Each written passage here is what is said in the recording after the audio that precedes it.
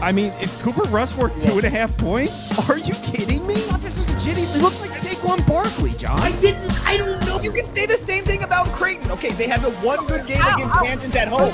When Toast talks about the kicking market, it's like some earth is flat shit. Andy, true or false, this is going to be a dog walking. Dog walking. This is my dog walking of the day. I think it's going to be very ugly. Dog walking. I think this is going to be ugly. Hey, get the sauce. Greetings, everybody. Happy Thursday morning. Hope you all had a nice Wednesday. I had a good one.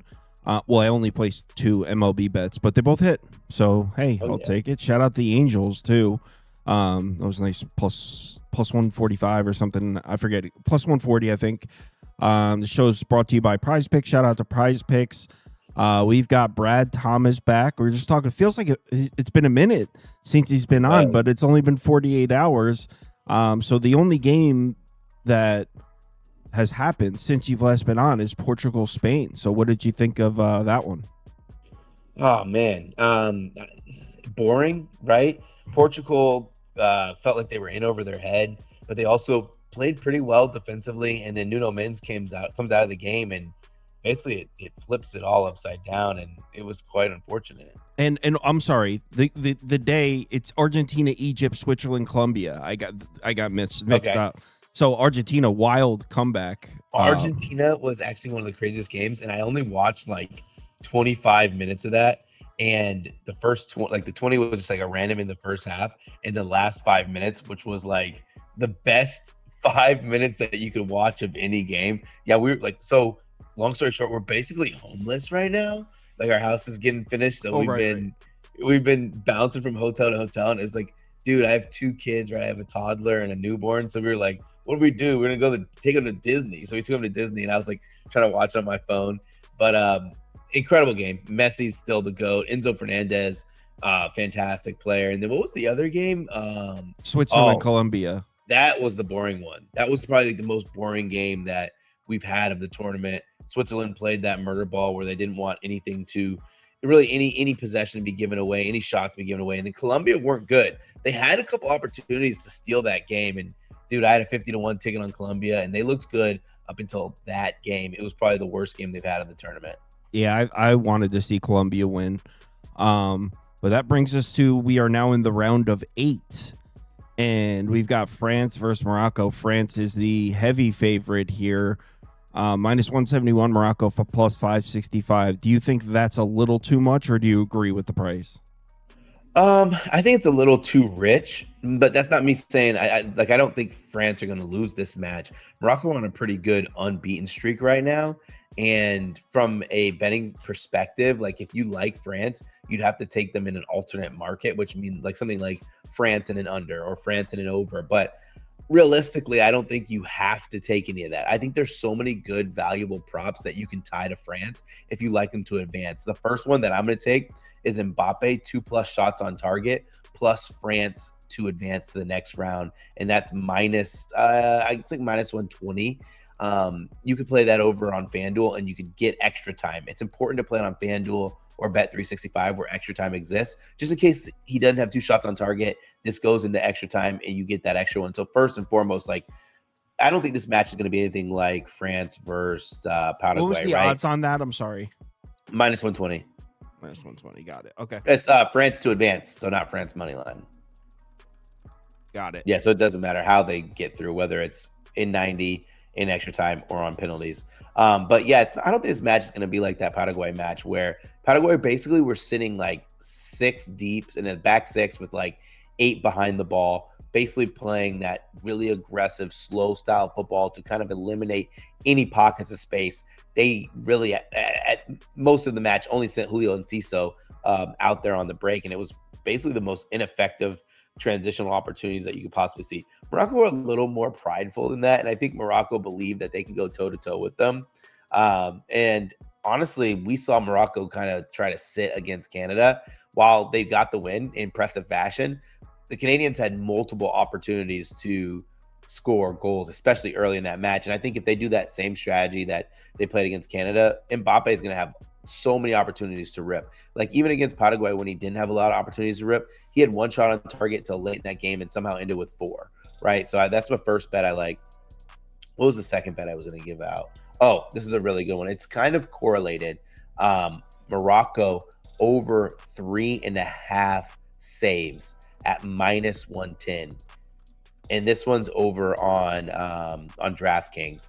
And so I just believe Morocco, they're not going to be playing on the front foot like they played against Netherlands. The reason Morocco played on the front foot like they did against the Netherlands is because the Netherlands let them, right? The Dutch changed their tactics to be a team that's going to play on the in transition, which allowed Morocco to occupy a ton of space and a ton of the ball. It's not going to happen. You can't do that against France just because they're so deadly in transition. You have to make sure you kind of slow this game down into increments. You play the first, you start the whistle, then you play to the water break, then you play to the half, then you play the water break, then you play the half. Play it in increments to get 0-0, 0-0, 0-0, or if you take a goal, fine. So what my thought process in this is, France are going to have a lot of opportunities to shoot, right? A lot of shots that they can go on target. Bono has been an incredible goalkeeper, not just this World Cup, but the World Cup before that. And I think he's going to get a few hands on it and stop some really good shots. This is setting up to be like one of those classic, like, oh my God, Morocco put in a really good effort. They had a ton of saves, but somehow lost this 1 or 2-0, right? Whether that be in full time or in regulation. So, all right, we've got Mbappe 2+ shots on target and France to advance. That's minus 120. And we got Morocco over 3.5 saves at minus 110. All right. And to show you the value on this line, DraftKings has it minus 110. Other books are posting like minus 180, minus 190. You know what? I'll tail it. Morocco over. Dude. The other books are all the way up at minus 180. Yep. So they're asleep at the wheel here. I think so. And like if this match goes to, and then you don't have to play this on an extra time book. If this match goes to extra time, I have a really hard time believing Bono doesn't make 4 saves in the first 90, right? Like it would have to be maybe someone gets sent off and then the game just slows down or something like that. Total goals, shots on target, tackles, where the hell saves? Score a penalty, miss a penalty. Where the hell is saves? Team shots, corners, match props, player props, maybe? Check. I'm going to type saves in. Yeah, I could navigate you there. My computer's literally being held up by a box, so hopefully I don't knock it down. Let's see. You got it? Nah. Damn it. All right, whatever. I'll text you how to get there. It should be like under match props or team props. Let me see. Yeah, I mean, I'll whatever. I don't want to hold the show up. I'll find it. No. Either way, I'll text you how to get there. All right. Go under player props. Go under saves 90 minutes. Player props, saves 90 minutes. All right. Player props, saves 90 minutes. Yep.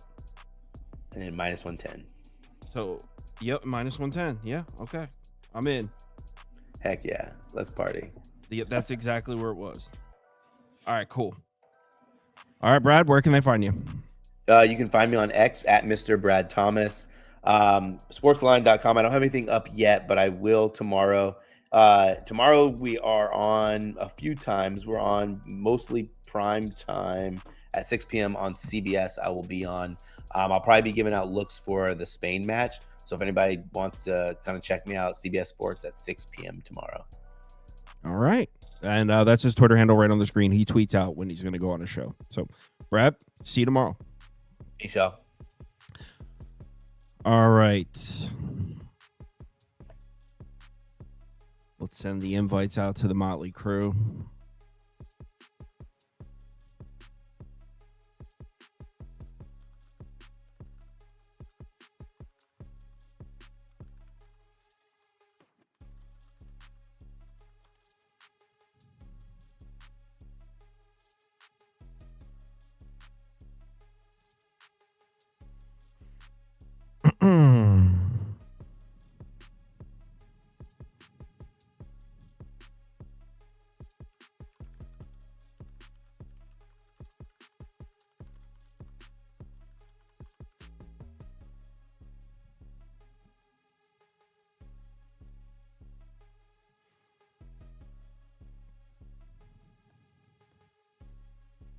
Look at the Padres, 5-1.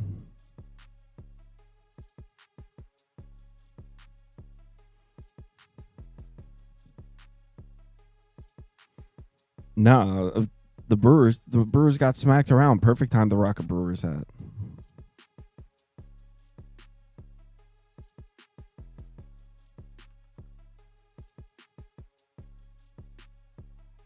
How was your day? Fantastic. Yeah, How was your day? It was also good. I mean, I only placed 2 MLB bets, but they both hit. Went 3-1 or 4-1, something like that. Yeah, either way. My only loss was that first 5 under. And I had the full game under and a hit. I told you it would. I always get that. Spoon, how was your day? Sitting 2-1 right now. I have the Diamondbacks though, so that looks like a loss. Probably 2-2 for the day. Probably gonna scratch even, but decent day. Cool. And we've got TV Jones. Fresh off a Brewers ass beating. TV Jones. Sulky Jones. Oh, guess who's still head of the division comfortably? Nice hat. I see you.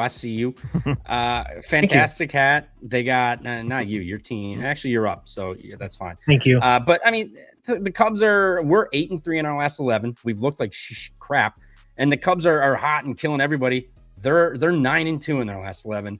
They ain't making up no damn ground, even when we're playing at our worst. So I'm not too worried about a singular loss. Whoop-de-doo. 18-7 against the NL Central this year. Someone asked if we played baseball in high school. I played freshman year, and then it was just football after that. You guys play baseball in high school? Not in high school, no. Toast was a hockey player. I was a pretty good hockey player back in the day, long time ago. I haven't played baseball since like 6th grade. Yeah, I played freshman year. Toast, what league did you play in? The WHL. WHL. Women's Hockey League? Yep. There it is. Hey-oh. Yeah, so all right, let's get into it. I will say, when I played baseball, I was a private school kid, my parents, and then I never played with the high school kids. But when I played in that like town league or whatever the hell in the summer, turned to triple play. No big deal. Single-handed? Wow, assistant. An unassisted triple play. Unassisted triple play. Yeah, you should have seen me out there. Oh my god. And to the comment, my results are lying. I have a pick for every game. It doesn't mean I bet every single one. So yes, I did say first 5 over in one game that did not hit. I did not bet it, but yeah, I'm lying. You're right. If you guys haven't figured out that we don't bet every single thing. All right. How about no decision Dylan, Toast? Yeah. I mean, I have a no decision Dylan ticket for the Cy Young, so I'm a little bit pissed off that when the lights are brightest, he gives up his single, but it would have been nice to have. But ESPN tweeted about the no-hitter, and Trent tweeted about the no-hitter going into the 9th. So you have those two to thank. All right. Braves, Pirates. Sports Scientist Jacobs talking Rowdy Tellez. What did Rowdy Tellez? Rowdy. What about him? Oh, I Didn't don't he know. get signed to the Brewers? Didn't he sign back to the Brewers? Yeah, I was thinking like he must have just hit a home run or something. But I swear to God, I just saw his name. We're getting Rowdy back. I mean, I wanted a bat, but all right. The Braves, not the Brewers. Braves, sorry. okay. Braves, Pirates. Mitch Keller is on the mound against Bryce Elder. Spoon, bat leadoff. So we saw a game where the Pirates pitcher took a perfect game into the 7th tonight, handed it over to the bullpen. The Braves found a way to win that game. I know it was a really low-scoring event tonight, but I kind of feel like we see the opposite tomorrow. This Pirates offense has been one of the best offenses in the league versus right-handed pitching. I don't have a lot of trust for Bryce Elder. We look at his last 3 games, 6 earned runs versus the Mets, 8 earned runs versus the Brewers, and 5 earned runs versus San Francisco. I think this Pirates team, after getting blanked today, puts up a big number. And Mitch Keller on the other side, he has terrible lefty splits. You're going to see 7 of those in the lineup for the Braves today. It didn't do a lot versus Jared Jones, who also had bad lefty splits. But I don't see them getting blanked 2 days in a row by the starter. I feel like the Braves put up some runs here. This number's a little bit low here. There's 9s, 9.5s. I think this is a high-scoring event tomorrow. A high-scoring event, he says. So that'll be an over. Is there only 9.5? Do you think there's a chance this closes 10 or no?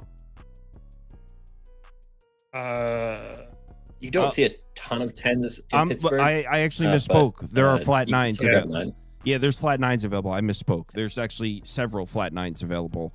So TV Jones, are you a Mitch Keller guy?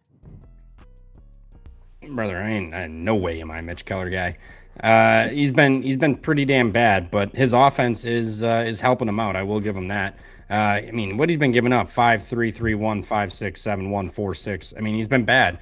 And at worst, he's at home. He's got a 5.5 ERA this season versus a 4.43 on the road. It's not been good. He's not striking guys out. He's only walking, 7.5% this season at home, but he's just not been good. And he's been getting absolutely tattooed by lefties. 14.5% barrel rate the last 45. A 5.15 WOBA, 4.58 expected. 12% whiff, 193 whip, 4% strikeout. He's getting crushed. And good luck against Ozzie, Matt Olson, Drake Baldwin, Dom Smith. I mean, a whole bunch of lefties. I kind of like the Braves, and I like the over, but I just haven't fired on anything. It would only be I like the Braves more because I do think they'll be able to get to Keller. I don't trust Keller. Bryce Elder I believe he was was that him or Grant Holmes who was taking like a mental health day or something? I don't quite remember, but he hasn't pitched in about 11 days. So I think Elder will be a little bit better here. I just don't trust Mitch Keller whatsoever, and he's going to get absolutely tattooed by this lineup because 67% of them are the side that he gets absolutely fried by. So it's only the Braves for me. Toast.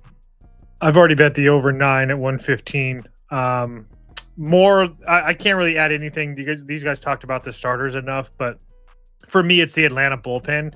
And when you have your top 3 guys in a little bit of a situation with 2 of the last 3 and the top 2 guys probably unavailable or close to it in a game where I think that the Pirates, both of these teams can score easily. But I don't think you're going to have to worry about the Braves' top bullpen arms. I think getting that win today was good enough for them. And my point to that is that if Elder doesn't go deep into this game, and I don't know how much you can really expect him, especially how good this Pirates offense is, I think you're going to be seeing our friend J.R. Ritchie and a couple of his buddies like James Karinchak and whatnot. And if that's the case, then I think that the Pirates can even score some runs late. So, I played the overnight. Why are the Braves favored here? I don't know. I didn't want to worry about a side because I was going to play Pittsburgh, but Mitch Keller is so bad. Bryce Elder's been terrible. I 100% agree with you. They should not be favored as far as how we're in a handicap. I 100% agree. I'm making Pittsburgh minus 106. Especially with the bullpen. Did I put the wrong team up? Did you say Pirates, Stevie Jones? No, I said Braves. I'm just saying my numbers make it Pirates minus 106, but I disagree. I'll put Pirates up. I'm good though. So Elder missed his last start after diminished velocity noticed by the before that. This is his first start since then. Yeah, his last 3 starts, he's given up 19 runs. All That's earned. fine. 19 runs on what, 30 hits? Holy shit. Yeah, Pirates plus money at home free tomorrow. Tried telling you this team was back. No one wanted to listen. Yeah. They were so back yesterday for the first 4 innings. We're back. So Michael Wacha is making a start at Citi Field. Toast, do you trust Michael Wacha to pitch? The Padres are running it up. 8-1, they're up. I know. I was like, did you? What was your question? Sorry, I was watching. Do you trust that. Michael Wacha to pitch against these sizzling hot Mets bats? Not necessarily. I hate to agree with you when you use words like sizzling bats, but I do think that Michael Wacha could get hit up tomorrow. I know that we don't really like this Mets team versus right-handed pitching in general, but to Kyle's point, they've definitely been heating up and especially been heating up at home. I I mean, I don't really know what to expect from Michael Wacha going forward. He's kind of really off and on as far as guys you can trust. I mean, that away start in Tampa Bay looks really impressive right now, especially with the way that the Rays are playing. I don't really put too much stock into the White Sox one. That's not really great.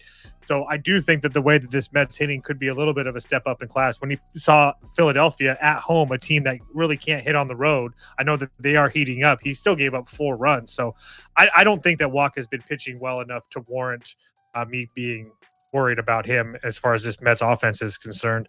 They're not going to use Alex Lang, who's their closer tomorrow. This Royals team versus lefties can hit. I know it hasn't been great over the last couple of weeks, but they can definitely hit left-handed bats, and I don't trust Sean Manaea as far as I can throw him. I can't play an over in this building because it's really hard to put, especially a 9 in Queens. Like, yeah, right. But, I mean, I guess you could put the over up for me. I have zero interest in actually betting, though. I couldn't pick a side. What about TV Jones? Over. I mean, the Mets are starting to hit. The Royals, I know they didn't look good today. Neither did until the late innings, but that's the bullpens for both of these teams. Neither have been fantastic. And then you got Sean Manaea and Waka Flocka Flame out on the bump here. I mean, Manaea's not been good whatsoever. Near 6 home ERA this season in 9 games. And then Waka Flocka has not been good either. I mean, he's got a near 4.7 or a near 4 road ERA, excuse me. He is coming off. He pitched well at the White Sox and at Tampa Bay. But other than that, Washington hit him. Texas hit him. Minnesota hit him. Texas hit him again. Yankees, they only got 2. They suck. St. Louis got him on the road. Oakland got him on the road. Yankees suck again. And then, the start of the year was fine. As of late, he hasn't been too great on the road. I mean, the White Sox and Tampa starts are the only good starts since basically April. I think it's over. I mean, both these bullpens are not great, especially the Royals. And I think the Royals offense will be able to do well against Manaea. He's getting hit up hard from both sides of the plate. Do you say both these bullpens are not great? The Royals? Do you really think the Mets bullpen is great? Yeah, it's been one of the best in baseball. They're not great. They've got some decent names. Last few weeks, they've been one of the worst bullpens in baseball. That's a fair statement. Yeah, but the ERA is the just Mets? so... Yeah. In the last 14 days, they're 3rd in WRC plus, 6th in OPS allowed, 5th in weighted on base allowed. The ERA is really bad. 27th in ERA over the last month. I'm looking at the wrong. My bad. I'm looking at the Mets bats versus bullpens. All right, that's why. Yeah, so their numbers aren't terrible the last 2 weeks.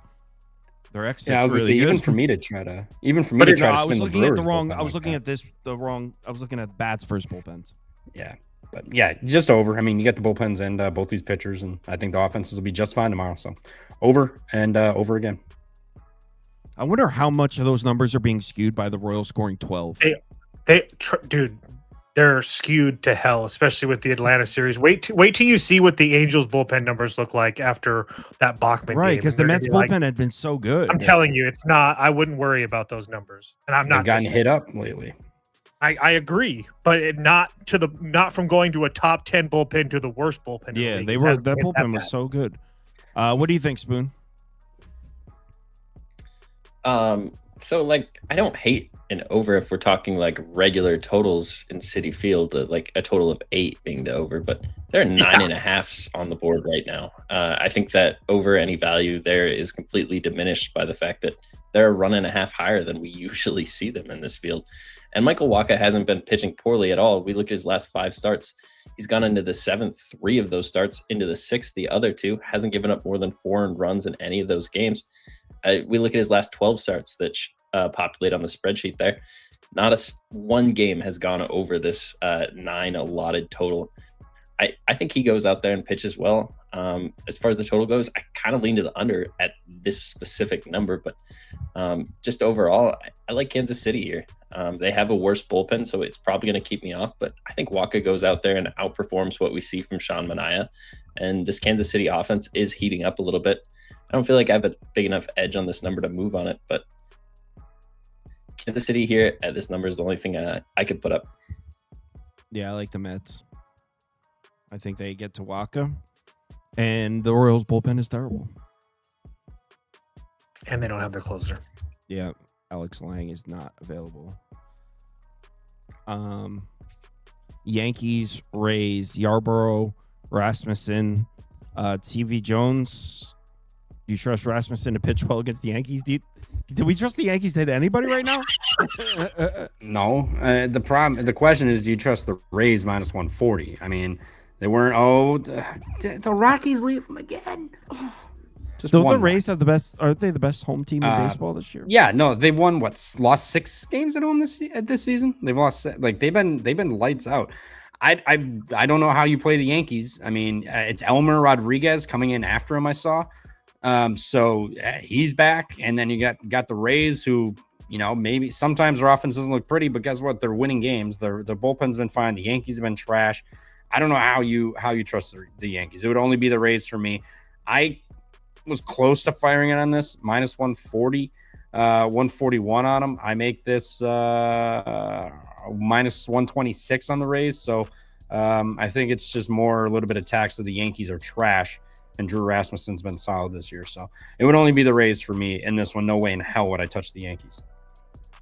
I mean, the way the Yankees have been hitting, I saw something, I think Scoop shared it. The Yankees have not reached 5 runs in a game in X amount of days, and it's the first time they've done that since 1968, where they went this long of a stretch without scoring 5 runs.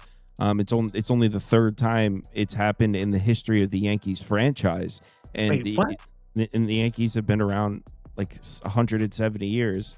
That's an exaggeration. What, Toast? What was the number? They haven't scored what? How many runs? They haven't scored 5 runs or scored more than 5 runs or something. Oh, okay. It's got to be more than 5 because they've scored 5 twice in the last week. Then I'll go find it then.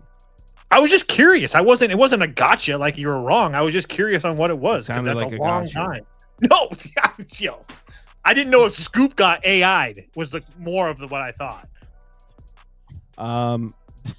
Scoop might have gotten AI. That's what I'm saying. That's all. Spoon, what do you think? He researches all of his memes before posted. I think Rasmussen's going to go out there and absolutely deal, just like McClanahan did today. What was it? 50 pitches through the first 5 innings for Shane. Barely broke a sweat. The Yankees have been even worse versus right-handed pitching here recently. And like we go up and down this Tampa Bay lineup, I mean, you can say they lack superstars, but they've been finding ways to put up runs on the board consistently here at home. The combination of Yarborough and Elmer don't really scare me that much. I think this is Tampa Bay here. I recently just see lines coming up for this. There's been kind of a lack of confirmation on the New York side. But Tampa Bay under minus 150, I think would be the fair price. I see a minus 141 out there. I'm close to that. Is there a minus 138 available right now? Am I seeing that? Yep, I've already bet it. Damn it, I can only get minus 146. I finally beat you one time, so I'll take it. For me, I've gone for a sweep in this series. I got the Yankees in the first game, and I've had the Rays back-to-back tonight, so I'm going right back to them. I'm getting Drew Rasmussen off of a terrible start on the road, and now we get him back home where he's been essentially, I mean, I don't want to say unhittable, but very good. He had one bad start against the Angels, but besides that, he's been very, very, very good. And Spoon made the point. I mean, this Yankees team versus right-handed pitching has it been even worse. So I'm not even at a point where I am looking to trust them. Tampa Bay doesn't have any concerns in their bullpen. I mean, besides Baker, who's on back-to-back days, but it's 30 pitches. It's nothing crazy. I think a series for the Yankees, he's probably available.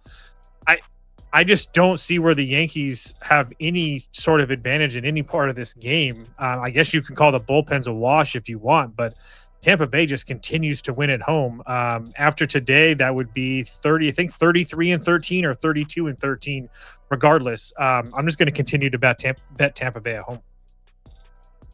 Yeah, it's hard to argue with the Rays here. I will say, certainly paying for it.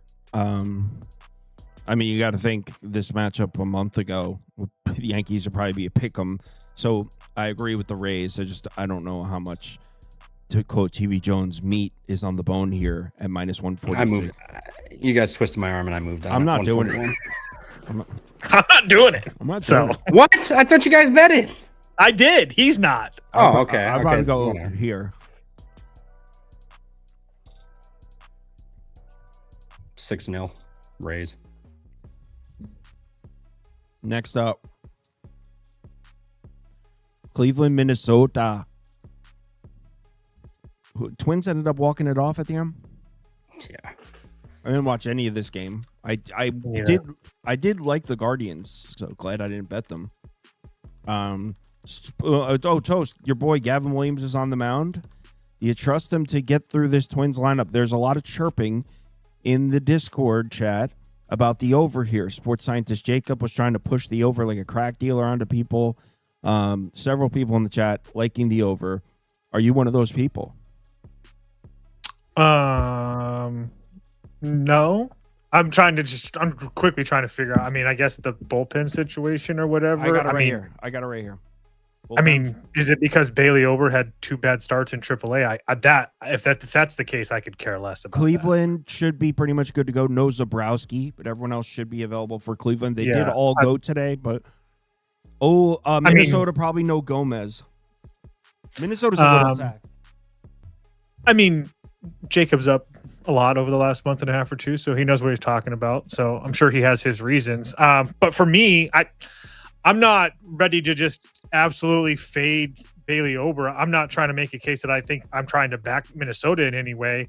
I mean, I guess you can put Cleveland up for me, but I mean, he had 2 bad starts in AAA. I don't really put too much stock into that. He's worked up to, he should be able to go 80 or more pitches. So this Cleveland team is just really, really bad offensively. It doesn't really matter versus left or right-handed pitching. I know that they've popped up a little bit of times over the last couple of weeks, but it's not an offense that I'm really concerned with. And Gavin Williams, I know that this Twins offense has been very, very good versus right-handed pitching, but I still think that he has been pitching very well. I know that some of his expected numbers aren't fantastic, but I mean, the 118 whip is really good. He strikes out over 28% of batters. As John say, he wins in the zone. There's a lot of impressive things to look at when you're looking at Gavin Williams here. So I think that he can pitch well against this Minnesota team without Byron Buxton. I know that they've been really, really good offensively. But I also think that some of those numbers, not all of them, because they've been very good for a long time, but some of those numbers are off of some mediocre pitching, to say the least. I don't think that Gavin Williams fits that category. It would only be Cleveland for me. A little bit too pricey, though. Something I like for Gavin Williams, and this dates back to last year, too. This dude knows how to get lefties out. And without Buxton, the Twins do not really have many dangerous righties in the lineup. So he gets to pitch to a bunch of lefties, which is what he likes to do. He throws the curveball and that sweeper a lot and knows how to get lefties out, jams the hands. Spoon, do you trust Gavin Williams to get these Twins bats? Do you trust them to retire these Twins bats? I think I do. This is a Twins team that over the last month of the season have been the best offense in baseball versus right-handed pitching. So that's a big ask from anybody right now, but Gavin Williams has all the tools in the arsenal to do that. He's gone through his rough patch in the season. I think we're heading back towards a spot where he looks like one of the better pitchers in the American League. And he's just seen the White Sox offense 2 of the last 3 games. Seattle hasn't really had a bad hiccup in there. And you mentioned it, Twins missing one of the best bats in their lineup. On the opposite side, we have Bailey Ober. Toast said it. He got hit up in AAA. He's coming off elbow inflammation, something that generally is cause for another issue in that throwing arm. And sometimes they keep guys back longer than that. Sometimes it's just something they say to get them out of the rotation for a while. But the fact that he went from a 9-inning game, complete game shutout versus Miami, and then just went downhill, gave up 3 to Milwaukee. Boston at the time wasn't hitting anybody. He gave up 4 to them. The next game out versus Pittsburgh just got tattooed, 7 earned runs, 13 base runners. We haven't seen anything good from him since that Miami start, in my opinion. I think this Cleveland offense, as bad as they are, deserves to be favored in this game tomorrow. I would make this number closer to 140 than the 120 we're seeing there on the board right now. See a little bit of value in it. It's just tough trying to back this Cleveland offense at times. What about Jones? I like an over. I mean, you got two gas cans on the mound. I mean, Mike Paredes is going to open up for Bailey Ober, but outside of that 9-inning shutty, and he had another game, he's been trash all year long. And if you look at Gavin Williams, he's getting absolutely tattooed from right and left side of the plate. Yeah, I mean, lefties on the season, 107 whip, 28.5% strikeout, not walking him 8%. But he's getting barreled up 13.5%, 42% hard hit. The fly ball is 45 plus. And if you look at the last 45, a 5.91 ERA, a 3.46 expected WOBA, 14% barrel, 52% hard hit. And on the right side, it's an 11% barrel, 55% hard hit, 3.92 WOBA, not striking guys out, 7.3 ERA. I mean, he's getting absolutely hit up too. I know this is an AL Central game. It's probably criminal to take an over, but I like another over here with these two teams. Minnesota's offense has been looking very good. I think they can get to Gavin Williams, no problem. Him on the road this season. I mean, he's not Mr. America. He's 2 runs through 5 at the White Sox, 7 at the Brewers, 3 against the Yankees. Did shut out the Phillies, 8 innings. Kansas City got him for 5. Toronto got him for 6. St. Louis got him for 2 with 8 base runners. And then the Dodgers, 0. Seattle, 3. So in Seattle. So, I mean, he gives it up on the road. I think the Twins are going to have no problem getting to him. And I don't think the Guardians are going to struggle too much with Mr. Bailey Ober, who's been an absolute gas can. So if he goes out and shoves, so be it. But I like the over. Haven't moved on it, but I do like the over. I think it's a little alarming. When's the last time the Twins got to a good righty starter? That's what I'm saying. I think you guys are being really harsh on Gavin Williams, like extremely harsh. He was in the Cy Young conversation like a month ago. Yours, maybe. I didn't say anything bad about Gavin. Okay, I'm speaking to him and whoever sports scientist Jacob and his crew. The only good righty starter they've seen in the last month is Ohtani. They didn't get to him. You can argue Feltner's pretty good. They didn't get to him either. They've seen a lot of really bad pitchers. I guess Cleveland, but I'm not. Honestly, I kind of like the under. I'll put up under. I'll stand on the opposite side of sports scientist Jacob and Jones. It's a good bet considering TV Jones lives and dies by AL Central overs, and now he's just like, over or unders. Yeah, he's going back. You know what? You gotta going back at his own branding. You gotta sometimes you just gotta zig when everybody's eggs. Socks up. Socks up. Right again. Okay, sports scientist Jacob, if we're too slow to reevaluate players, so you're gonna evaluate the Twins as the top 5 lineup for the rest of the season? We're just gonna pencil that in. I'll wait. Go ahead. That feels a bit excessive. Red Sox. But they are great. Exactly. That's my point. He's boasting about Cody Clemens having a hot streak right now. That's where he's at in his life. He's not wrong. Cody Clemens. He's not wrong. My point is that if you're going to talk about us not evaluating players and redoing it, you can't not say the same thing about a Minnesota offense that's been over their head for a month or 2. TV Jones, poor man's, well, actually a rich man's Ranger Suarez on the mound and Anthony Kay. He should dominate, right? I mean, on paper he should, but I will say this Red Sox team is looking good. They're getting runs 4-3, 5-3, 1-5, 1-7. Off of that, they're the last 8 lefty starters they've seen.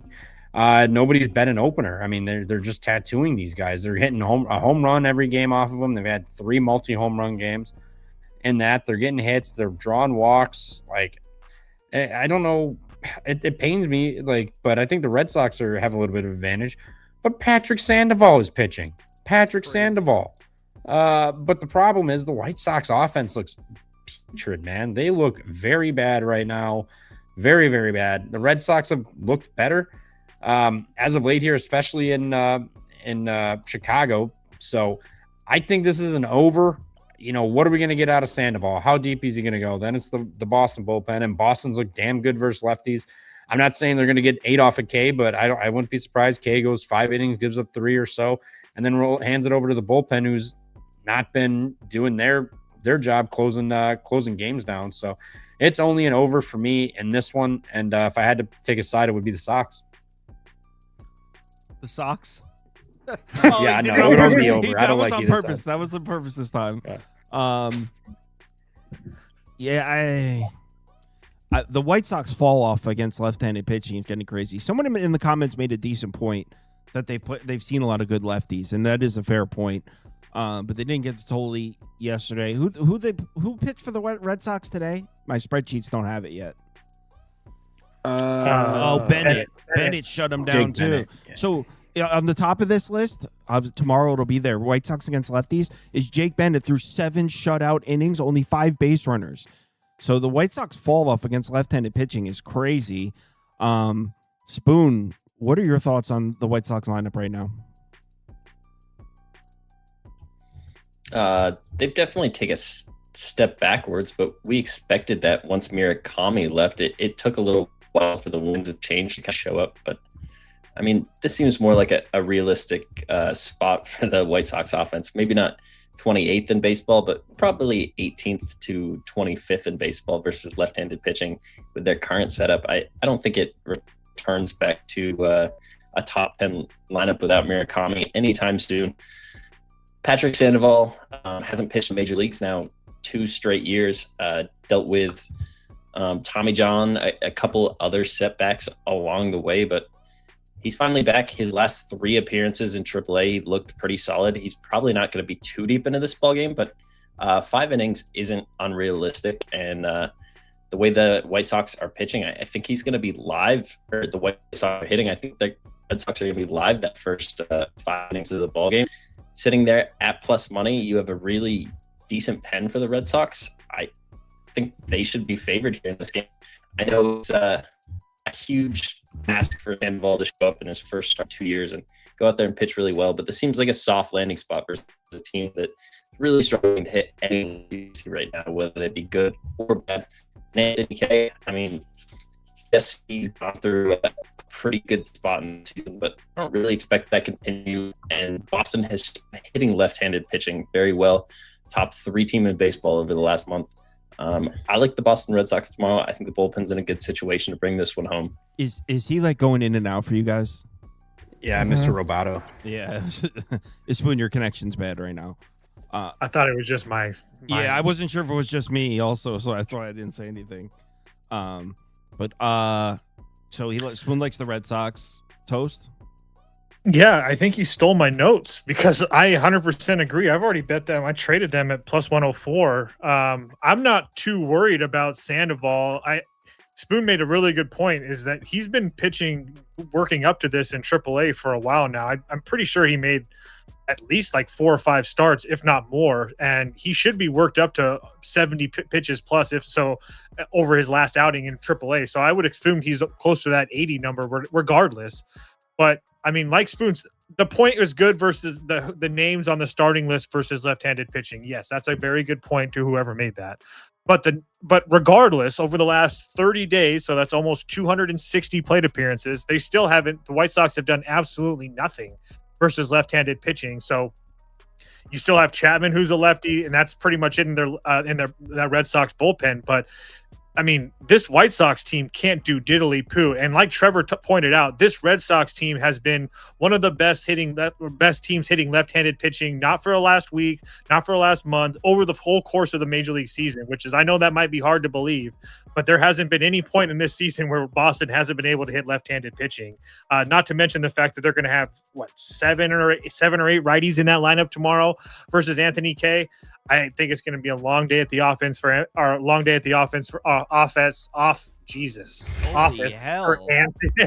for Anthony Kay. I've already bet Boston at plus 104.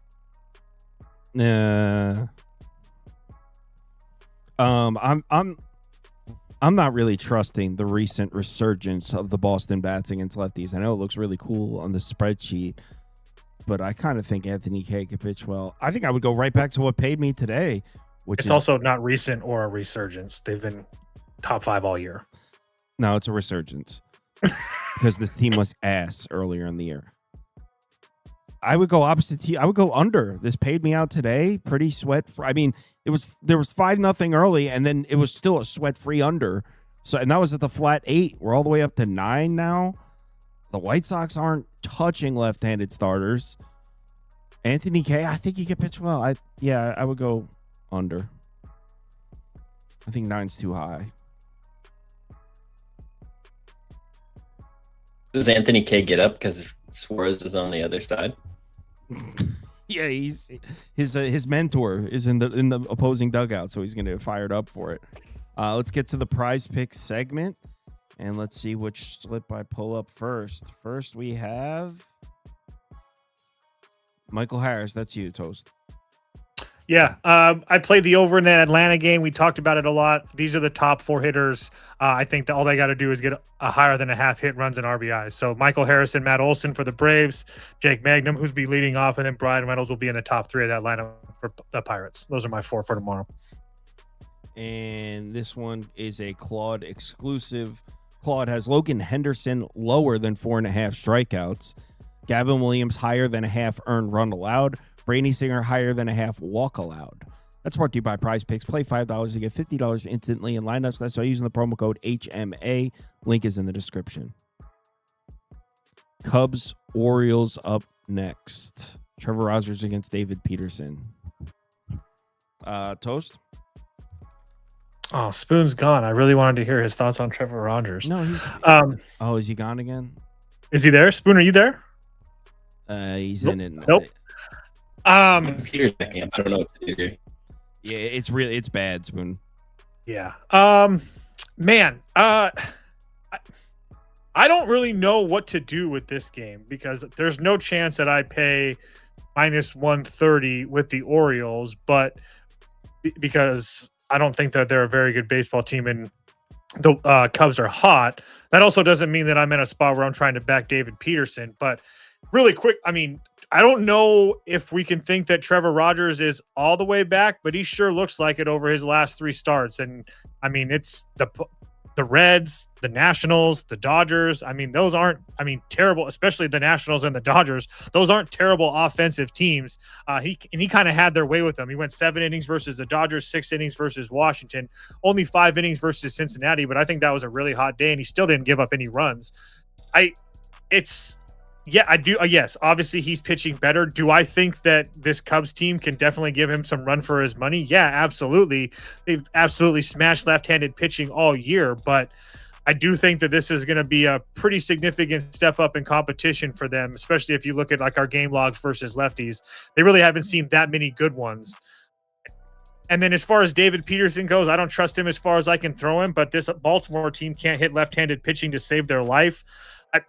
I guess if I had to make a bet, it would be under because I just feel like if Rogers can pitch well, that should slow this Cubs offense down. And I don't think that Baltimore is going to put up a huge number either way. It'd be under or pass, but I'm not betting this game. What does Stevie Jones think? It pains me, but I kind of like the Cubs in the spot. I mean, same thing as today. They were dogs, or Orioles were favored, and then it moved. Kept moving to the Orioles, and they look like shit. They were in the lead, and then they blew it immediately, down 5 runs, and dressed it up to look better than it was. But David Peterson's not been great. Like can't really say anything about that. The guy's been trash. He had a good outing against the Brewers, but other than that, been a gas can basically the entire year. Road ERA of near 5. I mean, it's not been good. Sub 20% strikeout rate too. Not ideal for him. And then he's getting absolutely barreled up by lefties, hit hard.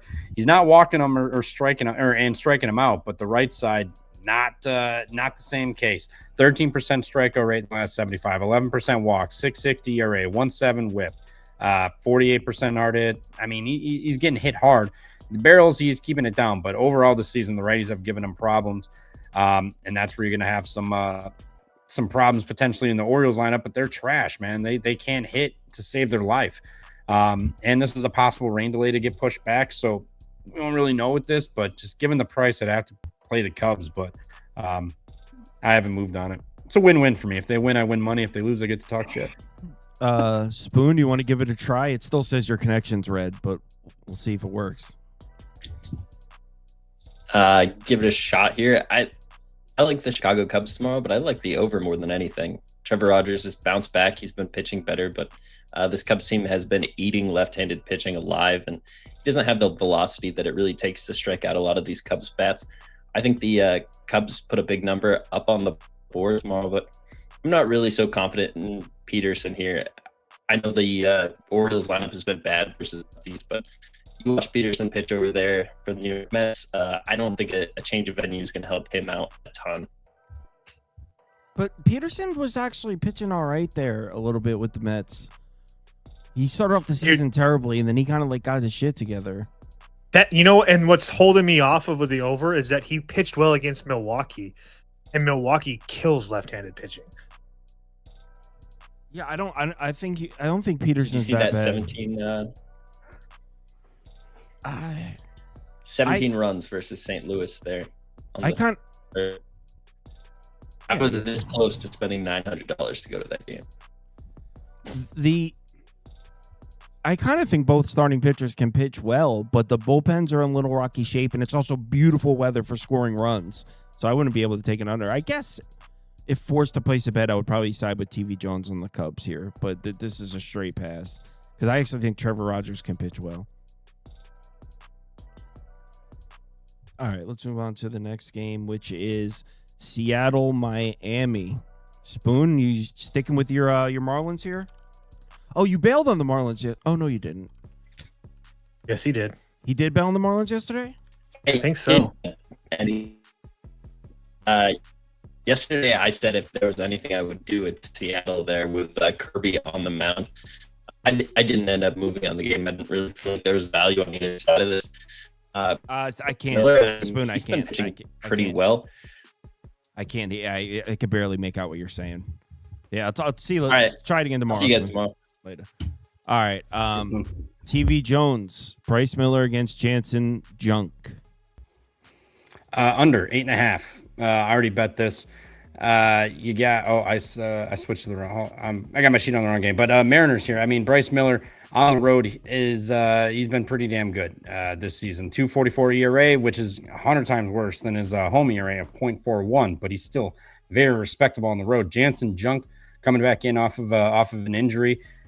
I mean, Jansen Junk before he went on the IL, he was fine at times. But at times he got blown up. 8 runs, 7 runs, 4 runs, 3 runs, 4 runs, and then he had 6 innings flawless, 5 innings flawless, 5 innings flawless. I mean, you don't know what you're going to get. But this Mariners team, we do know what we're going to get, and it's a whole lot of nothing because they are very, very bad right now. Last 2 weeks versus righties, an 88 WRC plus, 26% strikeout rate, 8% walk rate, and a 110 ISO. It's been bad. Tyler Phillips went out there today, 5 innings, 0 earned.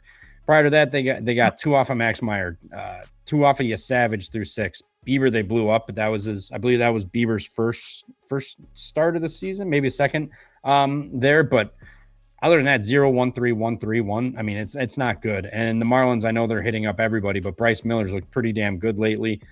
I don't think the Mariners are going to really do anything against Jansen Junk. Maybe they'll scrape a couple across, but they've looked very bad. I think Jansen Junk can look decent here against this Mariners offense, and I think Bryce Miller will subdue this Marlins lineup just enough. I mean, Marlins win 4-1, 3-1, or whatever. They get some bullpen arms. That's fine with me. I bet the under 8.5 minus 122 already in this one. Yeah, I don't hate the under either. I isolated the the Marlins team total under 3.5 at 125. That's sauce. That's Marlins team total under 3.5 at 125. The hottest lineup in baseball, team total under 3.5. Yep, let's talk about it. So they've been really, really hot. I'm not trying to take anything away from them. Sounds like you are trying to take something away. I do think. I guess that's a lie. I am taking a little bit away from them.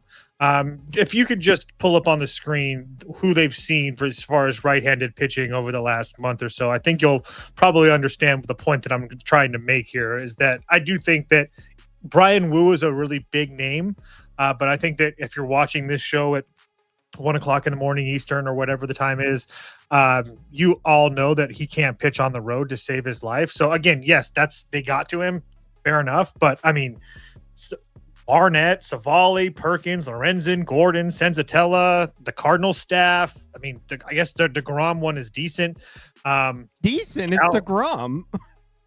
I mean, yeah.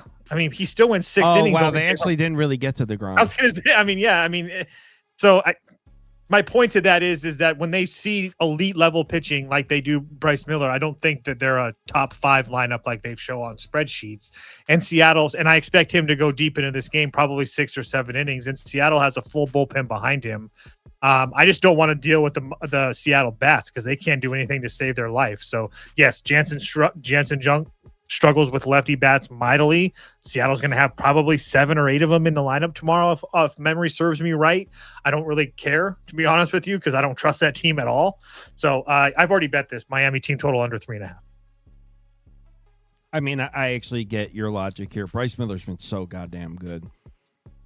Yeah. I guess you're just... Since they had him piggybacking, he's been pissed off and pitching really well. Yeah, yeah, that's true.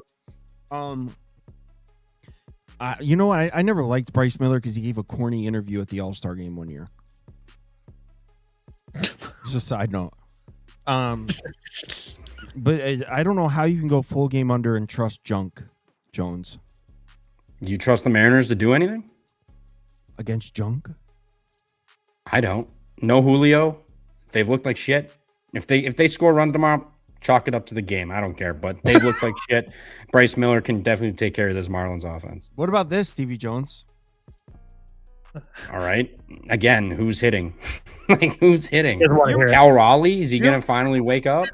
You're making it sound like they don't have any talent in their lineup. Like, there are guys that What is it? They look like they don't look good. They all look like they're, you know what, we got a week off. I'm ready to take a little vacay, and we'll get back to it in 2 weeks. Look at that. They're bottom 24 unit, bottom 30. They're bad, man. If this goes over tomorrow, so be it. But I think this game's like 3-1, 4-2, something like that. I don't think we're in trouble for an under or an over. If the Seattle doesn't win this game, man, It's that'll be like they have to win this. I don't know. I didn't bet him today because I don't trust him.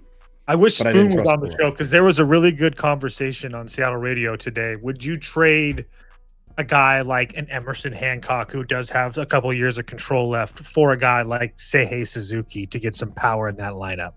Maybe Suzuki and a The prospect. thing is, they have would be power in the the lineup. The guys just aren't hitting this minute. Like I don't know. Yeah, it's just Like, a fun thing. Like, to do we really think Kyle Raleigh and Rosarina? We think those are bad bats now? In their I don't current think form, they're yeah. bad. I don't think they're bad cold. bats. I don't think that Randy's a power bat. Cal, yes. Didn't he win the home run Taylor, derby? Sure. I don't know. That was last year. He also hit 62 homers. Yeah, Rosarina won the home run derby.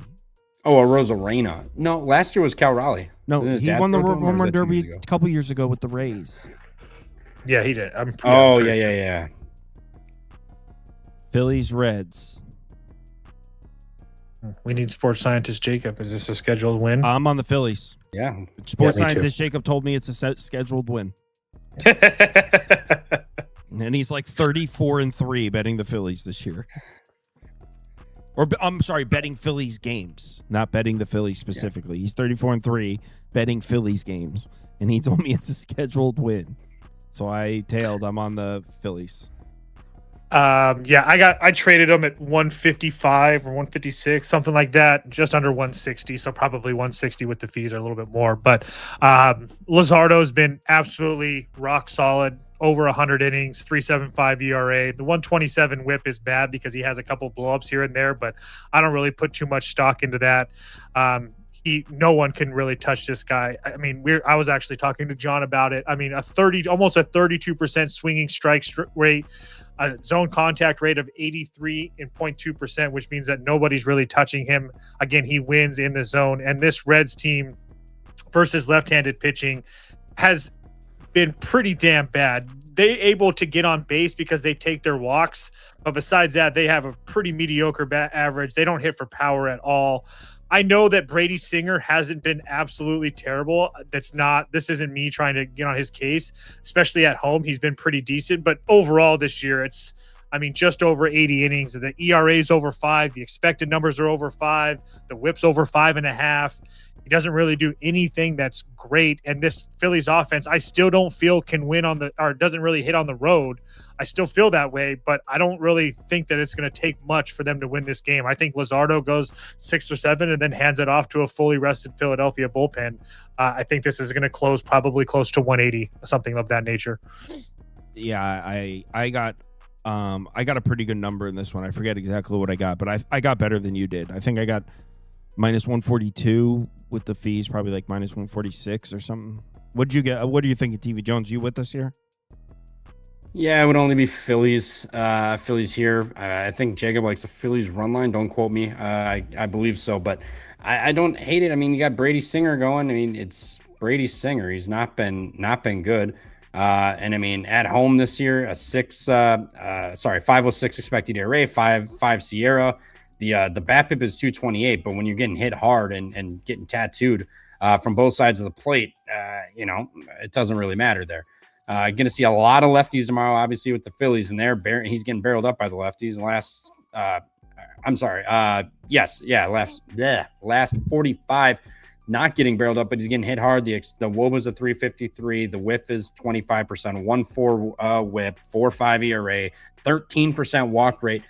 I mean, you're going to see all but 2 or 3 of these guys in the lineup bat from the left side. Like, I know it's Phillies on the road. They don't look as good, but it's Brady Singer at the end of the day. Like, I feel like it's just a don't get cute with Mr. Brady Singer, because sure, he may pitch well, but that bullpen comes in to blow it, and they don't win his starts. They've won 1 start since April 25th of his, after starting 5-1 in his starts. They've gone, I can't even do the math on that, like 1-11 or some shit. So they have not been good. It would only be the Phillies here, but I haven't moved and honestly probably won't bet this one.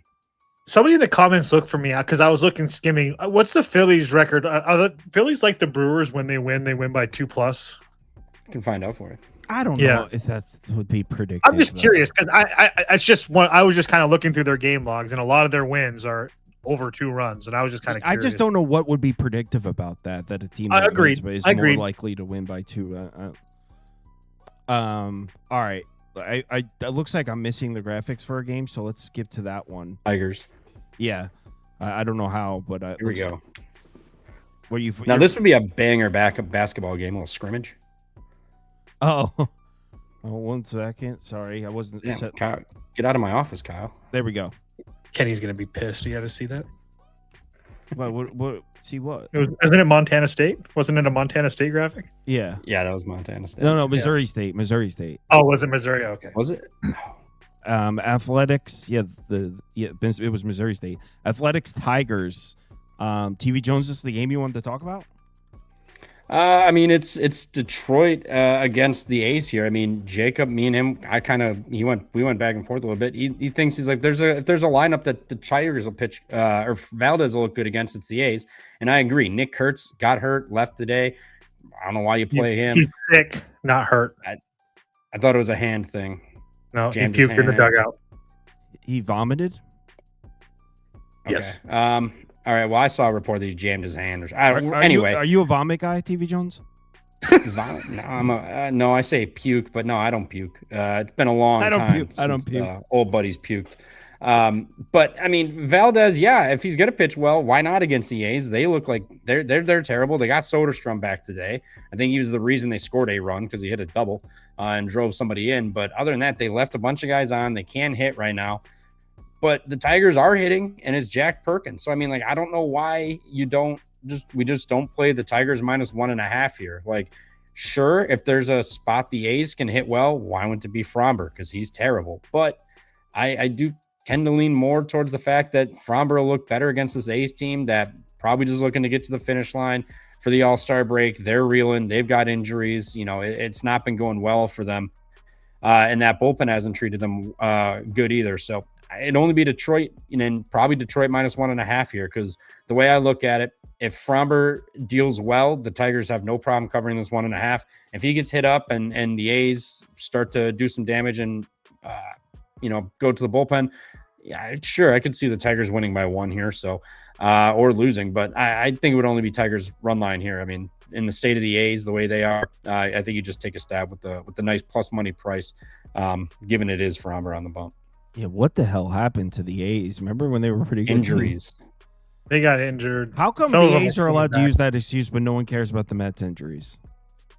Because the Mets have $2 billion they spend on the roster every year. What? The A's are actively getting pushed out of town. Things are more expensive in New York, TV Jones. Well, that's there. Yeah. Maybe the Mets should move to New Jersey. It's expensive as fuck here too. I was gonna say, I don't know. Go up to Maine or something. Don't you remember the Young Jeezy quote? So much bread on me, I could buy a Jersey home. Toast. Touche. What do you think of the game? I'm sorry. I thought you were going to say something else. My bad. Usually No, there's I some said little witty toast. one-liner. Oh, I know. Toast. What do you think of this game? Anyway, I really don't know. If Kurtz is out of the lineup, that's going to suck. He was hurt. Or sorry, hurt. Damn it, TV Jones. He got sick. Dylan Dingler is the guy that got hurt. I'm pretty sure he was the guy with the hand, and he plays for Detroit, and he's one of their best hitters versus right-handed pitching, 143 WRC plus this year. So they really have McGonigal and Carpenter and Green that smash righties. Everybody else is kind of mediocre. I do think that the A's getting guys back and healthy, getting Soderstrom back and Wilson back and stuff definitely helps, but I would want Kurtz in there. I just don't really know what to think of Framber about right now. I agree that there's a starting pitching advantage and stuff like that, but he's not doing anything that's really a positive right now. I guess over or pass. I have no interest in actually betting this. I would say under a pass, but I also have no interest in actually betting it either. All right. Where did we leave? Kyle, that song came out almost 15 years ago. What song is that? Oh, So Much Bread. Ballin'. Oh, that was on the, if I remember correctly, that was on TM 103, the Young Jeezy mixtape. I don't remember the album, but I was racking my brain. I was like, no, okay, it was an album. I It wasn't Googled a it. mixtape. It was an album, yeah. And it also had Super Freak with 2 Chainz on it. Banger. Another banger. Jeezy didn't miss back in the day. I don't know about didn't miss, but I know. I like Jeezy. I like his Jeezy voice, too. but well, it's not his real voice. It's like 3 of his voices echoed over. It's like his style. is it really? Yeah, go listen to it. It's like an echo. It's not his actual I didn't voice. know that. Well, I know everything's auto-tuned. I didn't know they layered his voice that many times, but Yeah, you get that. It's like Brewers Cardinals. Shout out Brewers for looking like absolute shit. TV Jones, that's your. I was going to say, it's not me. yeah, I know. Hey, still leading the division and comfortably, I might add. But yeah, I mean, sure, the Brewers offense, we're looking a little suspect. We've gotten some 7th inning rallies, had a chance tonight, and didn't get it done. But I'm stuck between a rock and a hard place here because I am an Andre Pallante guy. Like I do like backing Andre Pallante in his starts. I mean, they've won 7 of the last 8 or so, 8 of the last 9. 6 of the last they 7. lost against 6 of the last 7. Thank you. But whatever. No, I mean, it was close. A good guess. Yeah. But I mean, you got Logan Henderson coming back in here off the IL. He's going to be on a pitch count 75 to 80 here. And the Cardinals, sure, they got some runs tonight, but Logan Henderson has been really good. He's coming in. He had 0, 1, 2, 2, 2 all season. He got Kansas City was only an inning and 2/3, but other than that, 5, 5, 5, 6 inning or 4 and 2/3, 6 innings. So he's been fine, and he's striking out guys left and right. I do kind of worry about some righties because that's where he was struggling with a little bit there. He's either striking them out or getting hit hard. But this Cardinals team, they got one today. Cool. Harrison didn't have it. I mean, Mara dropped the ball in the outfield. The offense wasn't getting that run the hit they needed when they had guys on. I think tomorrow could be different, but I don't like fading Pallante here. Like, I think he's been really solid. So if I had to pick something here, I think it's an over. I think Henderson might give up a few, but I think the Brewers can get to Pallante in that bullpen. And the Brewers bullpen, the way the Cardinals, Jordan Walker's been going, I think maybe they could get a few. So over Brewers, but I'm ultimately staying away from this game. I'm just rooting for the crew, baby. Really? Over? Yeah, I was going to say, I complete opposite. I really am close to betting an under Yeah, here. I was thinking under.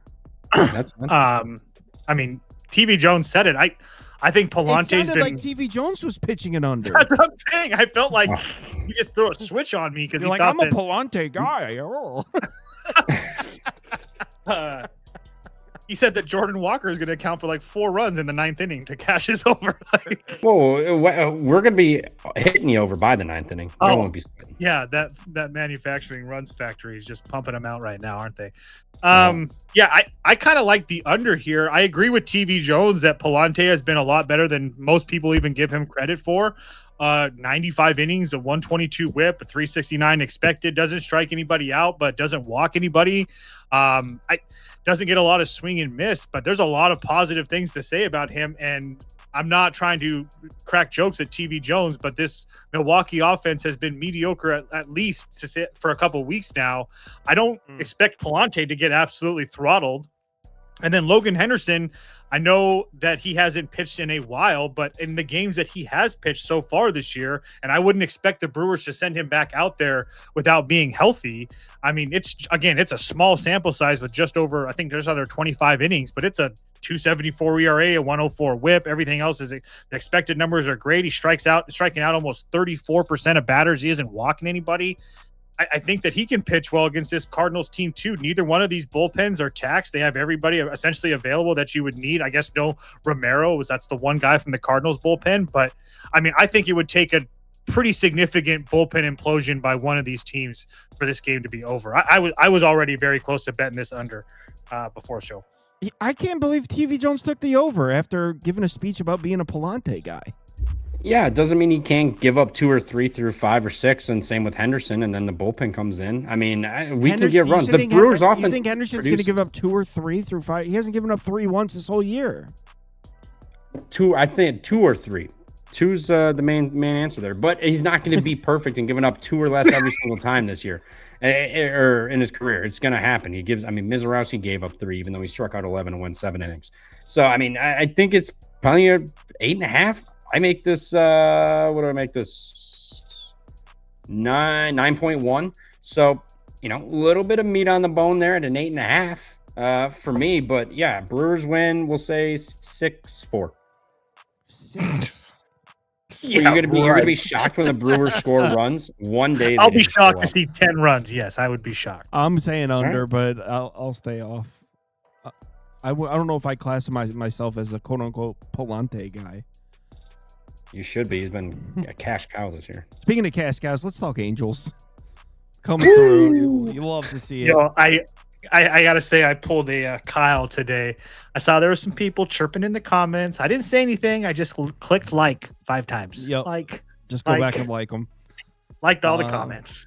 Yeah, I mean, those type of comments. Whenever you see, guys, there's the same straddle on each side of the market. So if the market has this game, let's say, when we talk about this game that's on the screen, Rangers at 58%, Angels at 42%. That's the win probabilities. That's where they have this game. They're not going to be off by more than 2 or 3%. They're very good at what they do. So whenever you're somebody like, I can't believe you would ever take this side, like, they're not. We're talking about 2% edges, 1% edges, 3%. They're not going to be very off. So yeah, Angels come through. Eovaldi against Detmers, good pitching matchup here, Toast. Dare you go back to the Angels? I dare. I haven't bet it yet. I want to see what this line does because I do think that the Rangers could take money.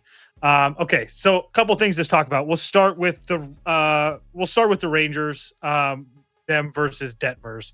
Detmers is coming off probably one of his worst starts of the season on the road. At home versus Boston. But as we just talked about at TV Jones Illustrated, that Boston team is rolling out of bed and scoring 5 runs on it. Essentially every lefty starter that they see. I'm not making an excuse for Detmers, but I just don't put a ton of stock into that. His last road start was in Sacramento. Who cares? He gave up 5 runs. It is what it is. But his previous road starts in Arizona against the Dodgers, against a Rays team that's been red hot. It was 5 innings and 3 runs, but still a decent start. The Cleveland one wasn't great, but I don't think he's been that bad on the road, especially since he started pitching really well. And I know that this Rangers offense versus left-handed pitching looks really, really good, especially on the spreadsheets. And I guess I'll give him credit for that. But I'm at a point where I'm just going to call BS on some of those numbers. And that's just kind of where I'm at right now with this Texas team. I won't, and you can't even use the excuse that they're missing some guys because Seager did nothing versus left-handed pitching in the time that he had this year. Langford was pretty good, but it's the guys that are doing the most damage are guys like Josh Young, I'll give him, that's one, but I'm not too concerned with Jake Berger. I'm not too concerned with Ezekiel Duran. And those are the only 2 that have like decent plate appearances. Everybody else, Foscue, Elias Diaz, they all have decent numbers, but it's like 50 plate appearances. I think that seeing Detmers is going to be a little bit of a step up in class for them. On top of the fact that, again, I keep on preaching this. I think that the Angels, actually, I know that the Angels have the advantage in the bullpen. If you look on our spreadsheets, yes, the ERAs are going to be all screwed up because of that 8-inning game that Bachman had on Tuesday. But if you take away that game, this unit has been essentially a top 5 bullpen for over a month now. You cannot mess with this Angels bullpen at this point. And this Rangers bullpen has been mediocre at best. Nate Eovaldi is a big name. There's no question about that. But he has been pitching mediocre. I mean, yes, he is going deep into games, but he's not throwing up zeros. I don't mind an under in this game. I don't mind an under 7 at all. But with me saying I don't mind an under, I think that this game is more of a coin flip in the later innings, and I will take my chances with this Angels bullpen and this Angels offense at a huge plus whatever price it's going to be. So I have not bet this yet, but I plan on betting the Angels and most likely betting an under as well. What you're saying doesn't even make sense here. Trying to say you were not buying it, the Rangers against lefties. Look at the lefties they're hitting. Framber Valdez, solid. Oh, wow. No, I mean, not like an ace, but solid. Cantillo, solid pitcher. Parker Messick, 4 runs, 8 hits. Corbin. All right, Corbin, I'll give you that one. 5 runs. Early's solid lefty. They crushed him. Ranger Suarez, 8 base runners, 2 earned runs. Crushed him on the road in Boston in a really nice day. Trust me, I looked at that, but yep. It's Ranger Suarez. No, I was talking about Connell early. Sorry. Oh, the Ranger Suarez, Cantillo smoked him. Parker Messick, 3 runs. I don't understand why you're not buying this. The Rangers are hitting lefties. Look at this. Look at this graphic. Tell him, TV Jones. Oh, I'll tell him. Yeah, Rangers minus 135 and Eovaldi over 6.5 strikeouts. I got minus 144 on that because it moved, but I think Eovaldi's going to look damn good tomorrow. I mean, you look at his last couple of starts, what he's had. I mean, he's looked pretty good. They've won 5 of his last 6. He's given up 3-0, 3-3 in the last 4, but he's going 7 innings. He went 5 in the last one. They still won 10-4. 9 strikeouts in the last 3. I mean, he's been on fire. And versus righties and lefties, he's striking out both sides like crazy. Right side, 29%, left side, 29%. Not walking. He's getting a 33% whiff on the left and a 31% whiff from the right. The barrel is at 2%, 3%. The expected WOBA is 275, 250. He's been just fine. And this Angels lineup went bananas today. Congratulations. I mean, kind of called it. I didn't know they would put up 11, but they absolutely bebopped them all around that stadium. And now Eovaldi's back. And yes, he's given up some runs, but these are quality starts. He's going 6-7 innings. He's striking out everybody under the sun, basically. And he's going to have an Angels lineup who the last 2 weeks versus righties is 67 WRC plus 25% strikeout rate. I think he's going to be just fine tomorrow. I think he goes 6 or 7. I think an Eovaldi like strikeout ladder is not the worst thing. I might throw a little bit of coinage on 8, 9, maybe 10 plus. A little strikeouts. bit of coinage. A little bit of coinage. I mean, just some funsy bet. But I'm already like balls deep in this game. I got moneyline Andy Eovaldi over strikeouts, so I might just call her quits and just sit where I'm sitting. He's already balls deep in it, guys. I'm in. Rangers money line. I got a minus 134 or minus 136. I'm sorry. Just bet it. Perfect. Yeah, I tailed you on Angels yesterday, so I'm not a hater. What you're saying doesn't make sense today. Should close. I mean, how many? No, you guys are putting all this stock on them getting to lefties. You guys didn't talk about it's all on the road. They're not. It doesn't matter. I'm glad that you guys laid your 130. Be great bet. Yeah, it's a good number. It's gonna close probably. I was with you in the Angels today, man. Like, yeah, we were on the Angels with you today. Diamondbacks, Padres. Toast San Diegans. Are the bats waking up? I guess a little bit. This team is still terrible. I mean, I'm They're not scoring runs though. Yeah, they're scoring runs, but is Arizona a good baseball team? Like, yeah, they're scoring runs. I mean, Merrill Kelly is really, really bad. So, but I'm not betting with the Padres. I mean, you can put the Padres up for me, but I have no interest betting. I don't know what the bullpen situation looks like after tonight. I would assume it's fine with a blowout situation, but I mean, Canning hasn't been absolutely terrible. But again, it's just not a guy I trust, and it's still a 161 whip, and he still walks over 13% of batters. So, I mean, I guess you could put the Padres up. I have zero interest in actually betting this one, though. TV Jones had bet the Padres. He's been a little more bullish on the Padres. Do you think just an affordable price? Ain't no way I'm betting either side in this game. Both these pitchers are hot trash. What I did bet is the first 5 over 4.5. I got minus 138 on that. It's Merrill Kelly, who's as scientists said, he's basically Zach Gallen Day 2.0 with Merrill Kelly. I mean, he pitched. Scientists. I don't know. Yeah, he looked pretty good against Milwaukee. Oh, again, who cares? We're still right there with the Dodgers for best record in the baseball and handily leading the. He was talking about Merrill Kelly, not the Brewers. I know, but he talked shit about the Brewers. So I'm just no. He was saying crew. You were saying that Merrill Kelly's terrible, and Toast was saying he looked good against Milwaukee, and you're like, well, we're still in first place. Like he was talking about. Yeah, I know why he brought that up. I know he mentioned that one game out. But yeah, he did pitch well against Brewers. 5 innings, 2 earned, 10 base runners. So if you want to call that good, sure. But at Tampa, 5 earned. At St. Louis, 3 earned. At Miami, gave up 2 earned with 6 base runners. Seattle, he gave up 2 with 10 base runners. San Francisco, he gave up 2 with 6 base runners. He's given up consistent runs, and he's consistently putting guys on base. I mean, he went to Colorado and was flawless through 9 somehow. But other than that, he gets into a lot of trouble and then wiggles out of it. I don't know if he'll wiggle out of it tomorrow. This Padres team has started to look better. And then you got Griffin Canning on the other side. I don't really know what has to be said about Griffin Canning. He's struggling mightily. Lefties are kicking his ass. The righties he's been doing decent against, but there'd be 4, 5, maybe 6 lefties in that lineup. And then the righties, yeah, he's doing better, but he's not shutting them out.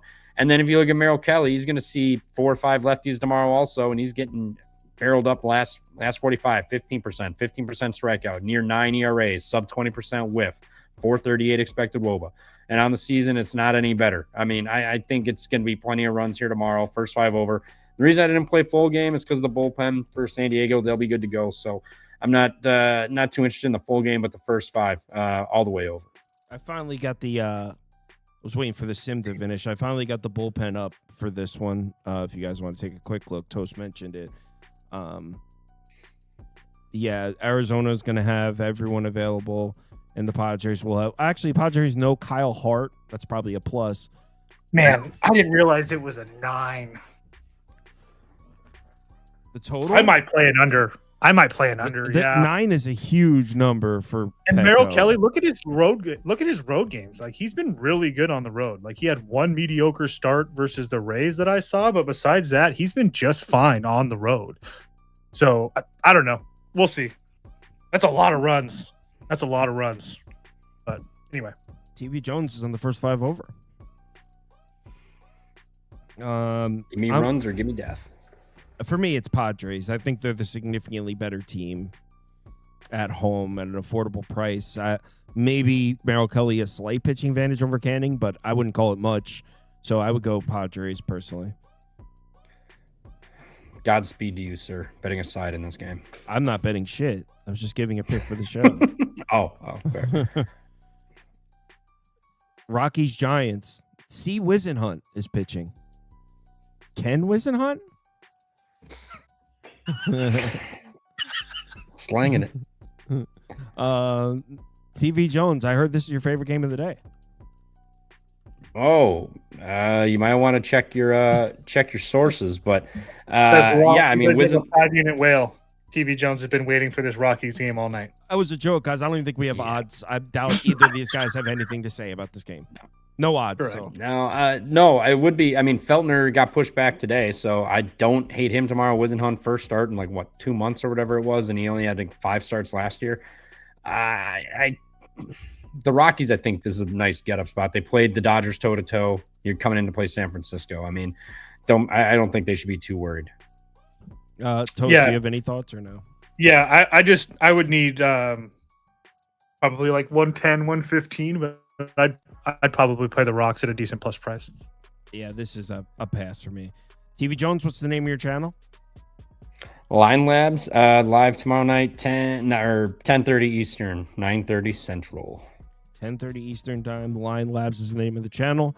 All right, we're going to talk some college football, but first I'll do the betting league standings to see where we stand as a group. Badgers money line week 1 against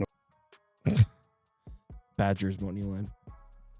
Coming from the guy who went to a Wisconsin game and left at halftime when they were down 30-0. That happened. All right, so where are we at?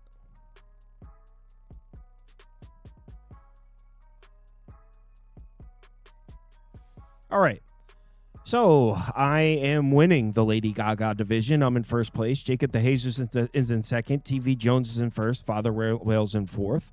In the Western Snake division, Oriental is in first. Carl Bellamy in second. Gabs in third. In the Sam Darnold division, just a four-man race there because there's no one else even close. Charles Selman, PR Baseball, Peninsula Crab, and Nostradamus. In Beverly Hills division, S-Dot's in first, followed by Westfall. No one else is even above 0 in that division. In Mad Real World, Tinker, Bill Always Wins, DFS Junkie, Sports Junkie, J. Steve are the 5 up top there. And in the slums, LV Poker's in first, your boy Zach's in second, Sam IL, Mix, and Helms. All right.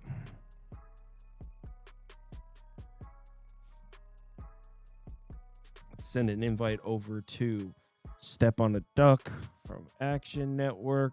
You already know what the deal is here.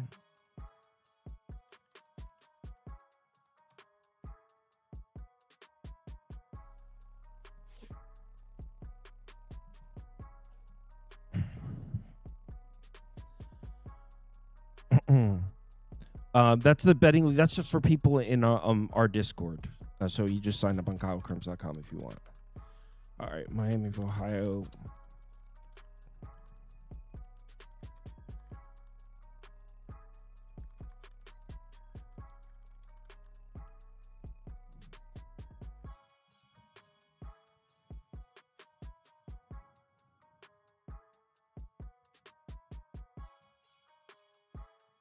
I told Duck around 1:30, so I'm 14 minutes early. Let me text him.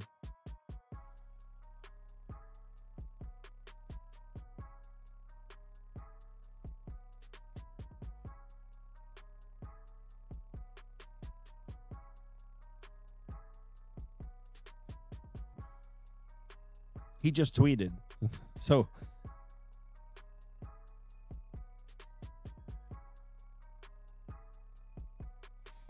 yeah, so he just tweeted about the show, so he knows that. Did I send it to the right email? Yeah. Let's get the slides set up.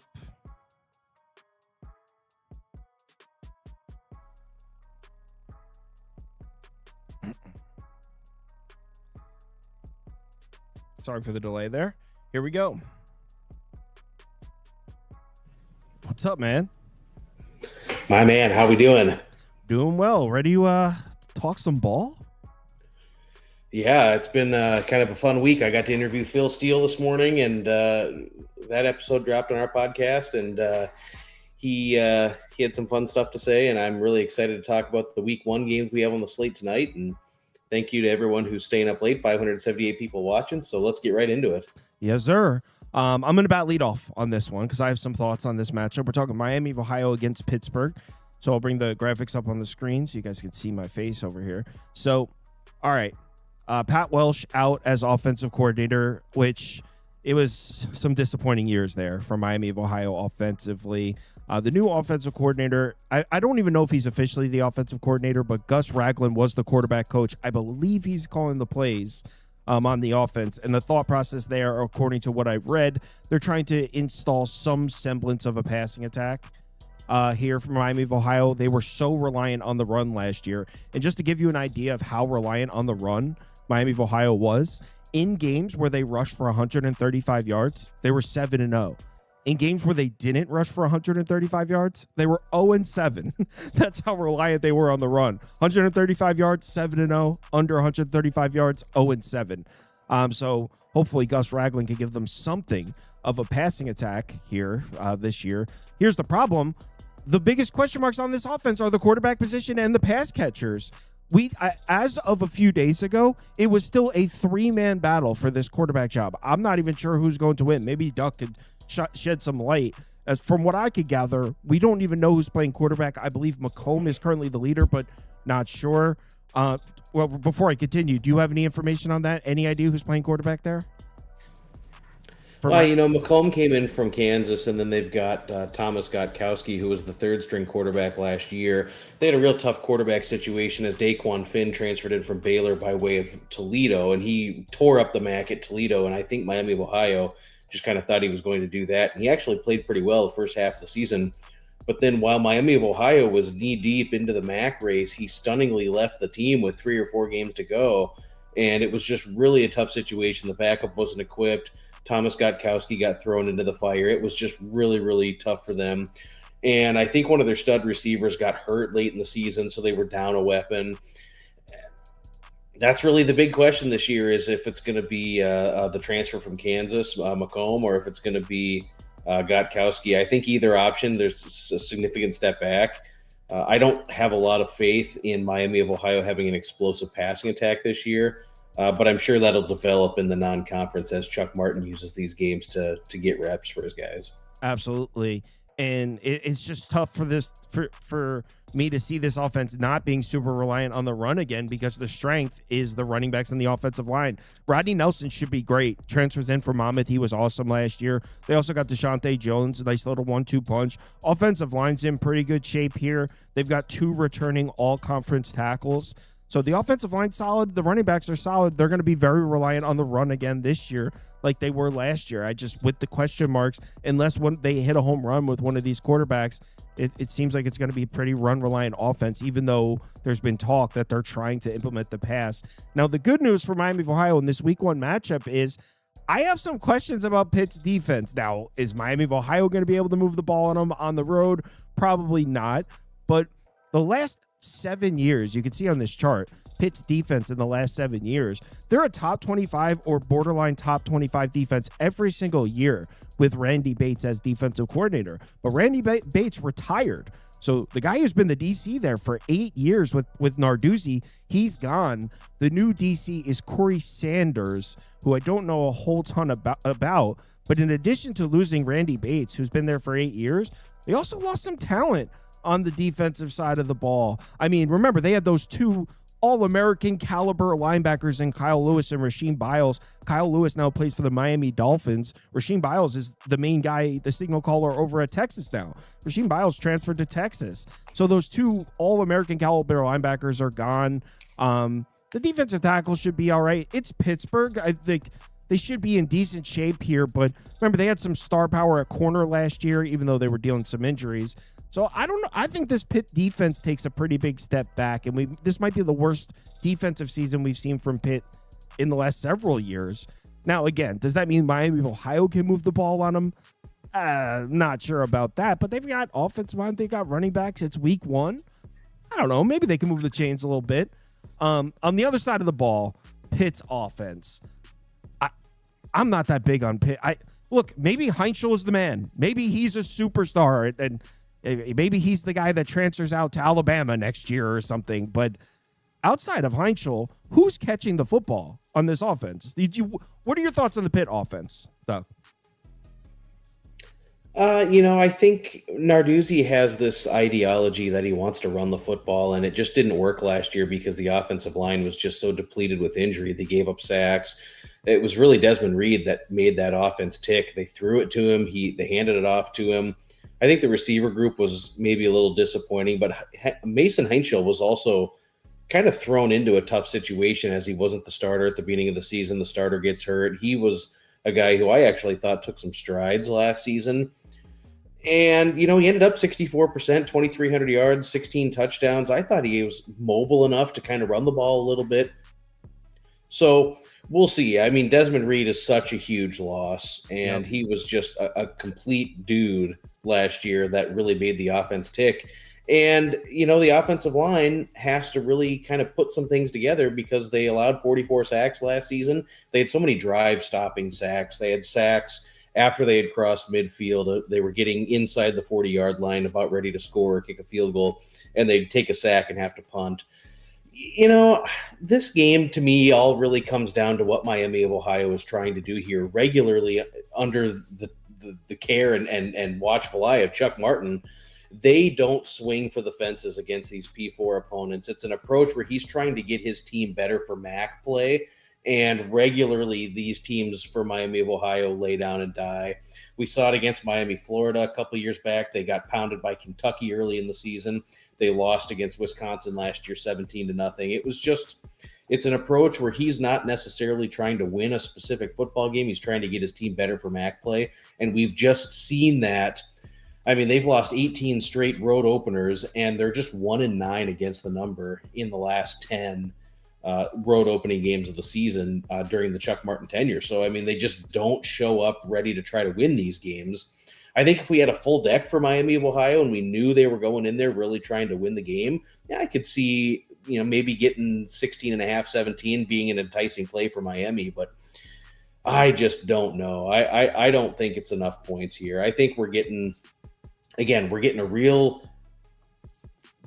really a bad quarterback situation. David McComb, who's unproven, or you're getting Thomas Gostkowski. Both of these guys are inexperienced and unproven.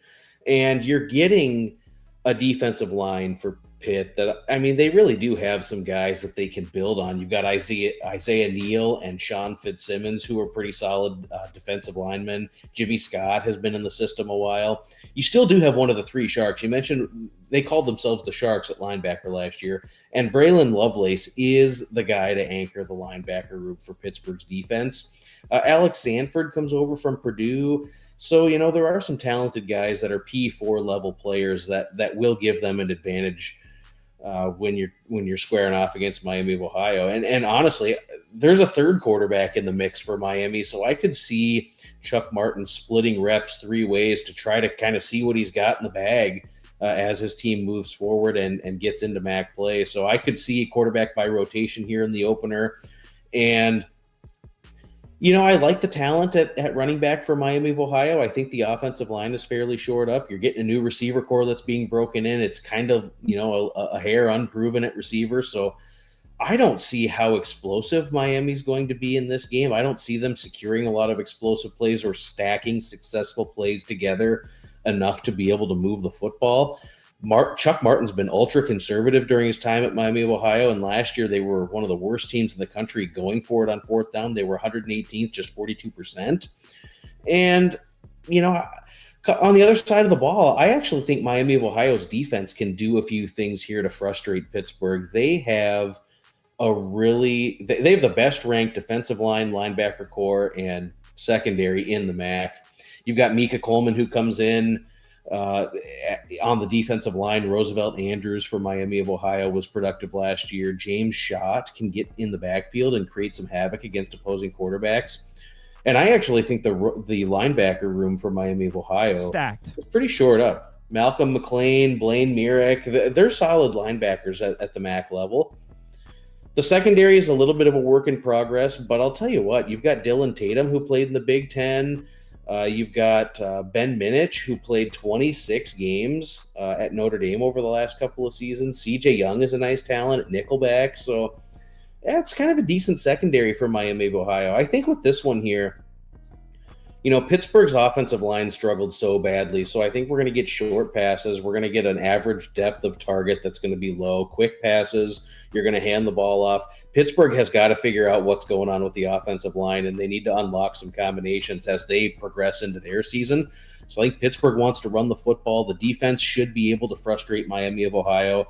With the spread in total where this is at, you have a Vegas implied score of 33 to 17.5. And now we don't have a team total out on Miami of Ohio, but given how the Red Hawks have handled these games in prior seasons, I mean, we have so much data that shows that they will use the reps meaningful to try to improve their team, but not necessarily try to win the game. I want Miami of Ohio's team total under 17.5.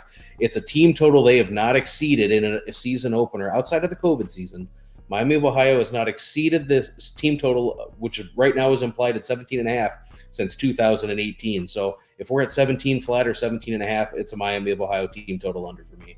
I completely agree with basically everything you said. I am not confident, and you even touched on this. I'm not confident Pittsburgh can move the ball like that. They're probably going to run the ball like you said. Pittsburgh's number one receiver coming into the season might be Malik Knight, who is a transfer in from Western Carolina. They've got Cartarius Hicks back from last year. He was their third leading receiver. He's only 5'10", 175. So I believe Malik Knight might be their wide receiver one on opening day, who's a Western Carolina transfer. And if you look at their wide receivers, where's all the size? 5'10", 6'1", 6 foot, 5'11", 5'11", 5'9", but 5'10". There's just not a lot of experience here at wide receiver. There's not a lot of size. I don't know where the explosives come from on either side, because Miami of Ohio doesn't even have a quarterback right now, and Pittsburgh has no wide receivers. So I know taking an under in a Cade Bell game is crazy. That's Pittsburgh's offensive coordinator. Runs the ball at 1,000,000 miles an hour. Runs one of the quickest paces. So I know taking an under in a Cade Bell called game is pretty dangerous. But I think we're going to see a lot of running the football, and I think we're going to see a sloppy passing attack on both sides. So yeah, it's some punts.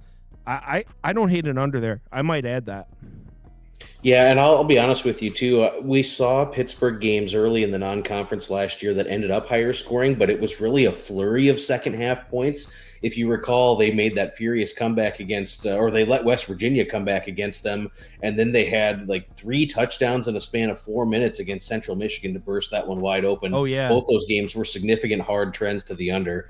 I could get on board with the under if we see something about 51.5 or 52, but Miami, Ohio team total under is a full go at 17.5. Yeah, I'm with that too. All right. Marshall, Penn State. I did place a bet on Penn State to play in the Big Ten championship game at plus 700. They don't see Ohio State. They don't see Indiana. But I guess I'll talk about Marshall first. So year one, I guess, was okay for Gibson. I don't know how high the bar was set for him, or I shouldn't say the bar was set. I don't know what the expectations were exactly. He went 5-7, but there were some cool things. Del Rio, the quarterback, looked good at times. I'm not really a big fan of the Marshall offense coming into this season, and I know that's kind of the opposite of what people are going to say, because Gibson's back for year 2. Rod Smith's back for year 2 at offensive coordinator. The offense was surprisingly good, surprisingly explosive last year. If you look at their numbers, they're 19th in success rate per dropback, 26th in PPA per dropback, and the quarterback's back. So why wouldn't I be big on the offense? Well, if you watched Marshall play last year, the offense was a little bit. It kept all right. So jerky. Yeah. It was so reliant on these big explosive plays where you're watching the game and it's like, okay, I watched the game. They had 430 yards of offense, but I'm telling you, it didn't look that good. I don't know how else to explain it. They're very reliant on these big explosive plays that if you're watching, you're like, could they repeat that? Was that drawn up that way? Kind of like broken plays, Del Rio, Wilson making some plays in the backfield. Now, this quarterback is back, but here's the thing. Last 5 games of the year, he looked significantly worse than the first 5, and I have them on the screen here. His quarterback rating through his first 5 starts was over 126. It was 80.2 in the last 5 starts. And if you're thinking, Kyle, well, he probably just played tougher defenses. No, that's not the case. In the second 5 games, Coastal Carolina, James Madison, okay, that's an official Sun Belt defense there. Georgia State, he played well against. App State, Georgia Southern, these are not elite defenses here on the right side. He played significantly worse in the second half of the year. So I don't like that. I kind of see, because no one really knew what we were expecting from the Marshall offense coming into the season. So when he took over at quarterback, I think there was a little bit of nobody knew how to, like, what they were going to do.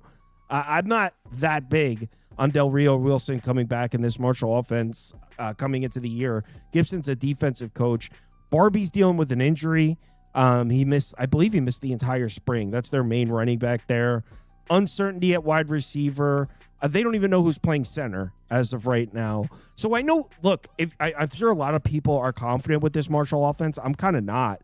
Because they've got the year 2 of the coaching staff, the quarterback back. I'm really not that big on the Marshall offense. Would you agree with that or no?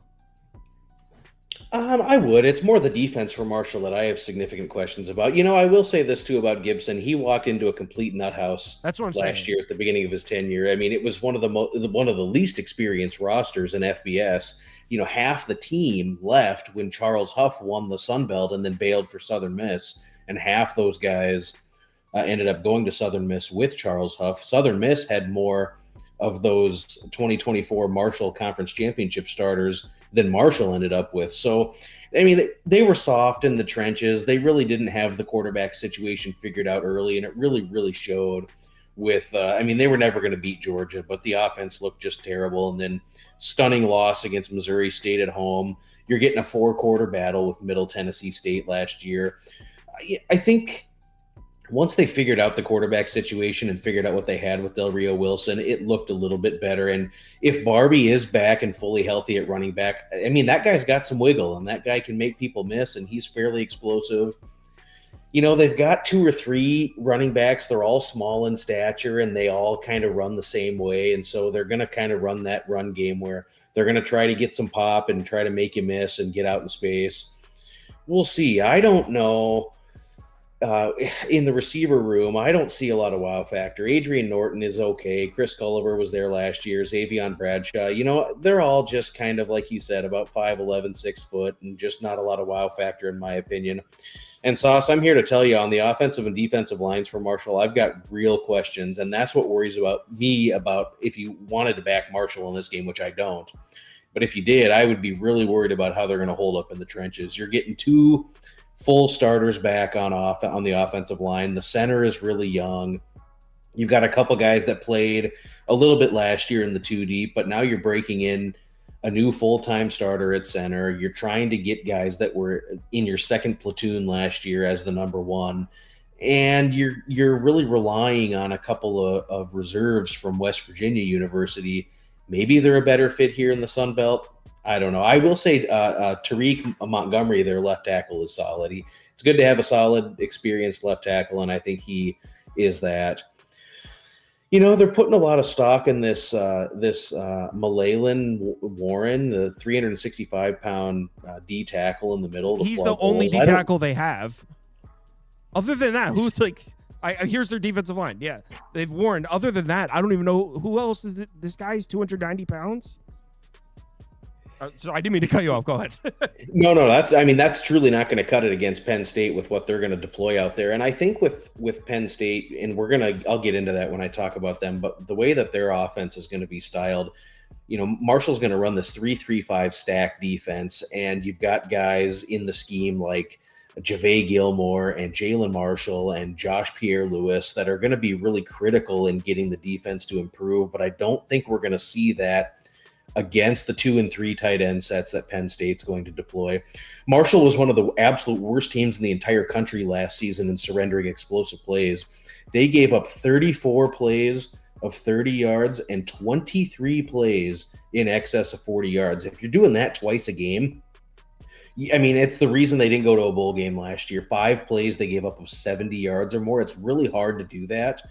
And you're getting guys on defense that are coming in from Buffalo, Central Connecticut State. I just don't know that they've got it figured out defensively to be able to quarantine what Penn State wants to do. Now, Penn State, of course, as we all know, Matt Campbell comes in from Iowa State. It's going to look exactly like what Iowa State was running over the last couple of seasons. We're going to get 2 tight end sets. Carson Hansen is a nice running back. He's a different style running back than what Penn State has outfitted before. He's a physical, hard, between the tackles runner. He's not got the breakaway speed, but he'll take 2 or 3 guys to bring him down. Rocco Becht obviously comes in at quarterback, and I think he could flourish here. I think that, this is going to be same old song and dance. He's just wearing a different uniform. I like Penn State's receivers, and I think that they are better at receiver than what they showed last year. Eskeldin, Brett Eskeldin's a good receiver. Chase Sowell, who comes in from Iowa State, he was at ECU before that, is a really explosive receiver who can make the tough contested catches on 3rd and 10 to extend the chains. So I think Penn State's really well equipped here to take advantage of Marshall's defense that gives up way too many explosives. The offensive line is going to be strong. Penn State's going to be just fine in the trenches here in this game. Defensively, I think that they'll be You're getting some Iowa State flavor in the trenches. But LeVar Arrington, which is a familiar Penn State name, he's a young guy that's got some talent. Rojas comes back at linebacker after battling injury last season. Alex Tatch is a good linebacker. The secondary is really good for Penn State. So, I mean, there's a lot of pieces here that Penn State can work to operate under. And, you're getting the new defensive coordinator in, and last year's guy, Jim Knowles, runs such a complicated system that it's really hard to see a lot of growth in year one. But with who Penn State's got, I think it's Danton Lynn who's coming in, and that's a really, really good hire at defensive coordinator. And I think it'll really work out well for what they're trying to do. The other side of the coin is Matt Campbell was just 23-24 against the number as a home fave over the last 10 years, and they were really just kind of mediocre against the number in the non-conference. They're relatively used to at Iowa State. They played regional FCS foes, and they never covered those games. Just 3-10 against the number before last season's thrashing of the University of South Dakota. So, it's hard to back both teams here. It's hard to play Marshall because their defense is going to give up 4 or 5 explosive plays, and you're never going to feel like you're safely within the number. Even if it's a 14-point game in the fourth quarter, there's always those 2 scores that could be coming. For Penn State, I mean, I want to love it, and I want to think that this just is one where they just fly the coop and get the Happy Valley environment rolling, and it's kind of the first big event for Matt Campbell, but he has managed games very conservatively and has not been one. Unlike their former head coach, James Franklin, who would put the throttle down late, he really hasn't. So I lean Penn State. I'm not there yet. Yeah, I'm not actually betting Penn State in this game. The first game of the season against Marshall, especially with a quarterback look, we criticized Del Rio Wilson a lot. They can rip off some explosives, and I'm just good on staying off this game. The bet I did place, though, was Penn State to play in the Big Ten championship game at plus 700. No Ohio State in the schedule, no Indiana on the schedule. They go to the Big House to play Michigan, and then they go out west to play Washington. But I really think 8-1 in the Big Ten is very realistic for Matt Campbell and Penn State. And I feel like Penn State's kind of underpriced everywhere.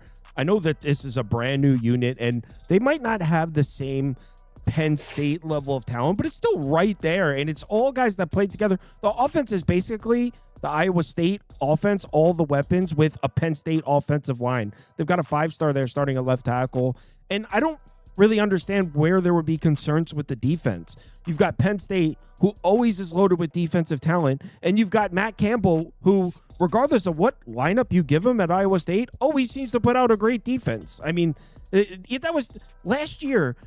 There was a game where Iowa State was missing their top 5 defensive backs. Their entire starting 5 of the secondary was out one game. So despite what happens, Iowa State always managed to have a good defense under Matt Campbell. Penn State always manages to have a good defense. So yeah, I think Penn State's going to be strong. I think it's a great hire, and with the way the schedule is set up, I think that plus 700. I think if they steal one of the Michigan or Washington games, that's very realistic they're playing in that game. Yeah, and they have the schedule for it too. I mean, the schedule sets up very favorably. They miss a lot of the big hitters in the Big Ten. They get some of the tougher games at home. They get Minnesota at home. They get USC at home. They get Wisconsin, who I think will be improved at home. They've got some tests. They go to Northwestern, which will be a kind of a tricky spot there after Wisconsin and before hosting USC. And they got to go to Washington, but probably 9-3 at worst for Penn State, I would guess, this season. And if they're 10-2, they'll probably have a chance to try to figure out the tiebreakers to see who gets to the Big Ten title game. Yep, at plus 700 too. I like it. All right, Clemson LSU. I did a complete 180 on this one. I really thought when I first looked at this, before I really got into the rosters, I was like, how this Lane Kiffin hype, 10.5, 11.5. Are you kidding me? And then I actually looked into it, and I was like, oh, shit, maybe it should be 14. LSU was loaded, and this is the first time that I feel like every offseason it's the same report for Clemson. They're completely loaded. Their offensive line's the shit. They're loaded on defense. It's the same. I feel like I've given the same Clemson offseason report for 3 straight years now. That's not the case this year. This is the first time where I'm looking at Clemson's offensive line, and I'm like, oh, man, there might be problems here. It's Clemson. They're loaded with 4 stars, but not a ton of experience. So my first reaction was this number's too big. And then when I look closer into it, I thought 11.5 actually made sense. So, Duck, I got graphics here. What are your thoughts? Clemson, LSU, do you agree that this is a double-digit game here? I mean, it's all what you think of Clemson as a program and how they've handled the lack of using the transfer portal and NIL, and they recruit their guys to their system, and Dabo kind of does things his way.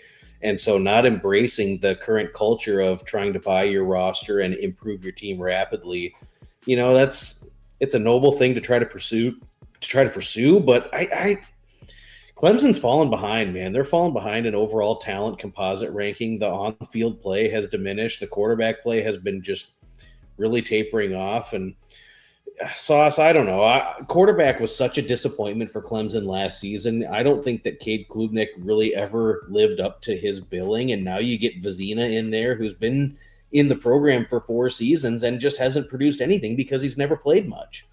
And so is he the dude to see Clemson ascend back to relevancy in the ACC and go on the road to Death Valley to win this game? I don't think so. You've got some running backs there, Gideon Davidson, Jay Haynes, who's coming off an injury. They're going to go to a running back by committee approach. They don't have a dude running back that they can hand the ball to 25 times a game. They're going to use 3 or 4 running backs. I don't know. That kind of tells me they really don't have one that they can rely on. The receiver group, I think, actually does have some decent talent with Wesco, TJ Moore, he comes back, Tyler Brown, Cole Turner. But, it's just their dudes. It's their guys that they recruited. They didn't go to the portal. Dabo has remained loyal to his recruits almost to a fault. And I just don't know how explosive and as far as top-end talent, I don't know how good the Clemson receiver core is really going to be. They disappointed last season. The O-line, like you mentioned, yet again, it's their lines or their guys on the offensive line. They're young at the right tackle position, left tackle and left guard. I think the center and the right guard are going to be the strongest positions on the offensive line. So you better be running some inside zone and also some running schemes that involve the right side of the B gap, because the rest of these guys are fairly unproven. So I don't know how that offensive line is going to hold up in the trenches. And now you're going on the road. I thought there was a ton of talent for LSU in the front 7. Jordan Ross, who played at Tennessee last year, Lamar Brown, who was the top-ranked defensive end out of high school as a young guy, but loaded with talent, Malik Blockton, Steph Green, who actually played at Clemson last season, is a really solid defender. They've got so many guys coming back that have created plays, created negative plays, gotten to the quarterback behind the line of scrimmage. The linebacker room is loaded for LSU. Whit Weeks, Daughtery, Jahan Keys is back. Just really buttoned up at linebacker. And, I think the secondary could actually improve via the portal. Ty Benefield comes in from Boise State, who was really a good player there. And Tamarcus Cooley, PJ Woodland. Those guys both have experience. I think LSU's defense is going to be stronger than expected. And if it takes a little while for the offense to come around, because, hey, listen, Sam Levitt comes in and he's a really good quarterback, but he battled injury. He struggled a little bit even in 2024. Some of the plays were just throwing it up to Jordan Tyson and letting him make plays. And so we'll see. I think LSU has some receiver talent. I don't know if they have the guys that you just throw the jump ball up to and they're going to just Randy Moss style catch it against you. I don't know that they have that, but Jackson Harris at receiver was a stud at Hawaii. Eugene Wilson is in.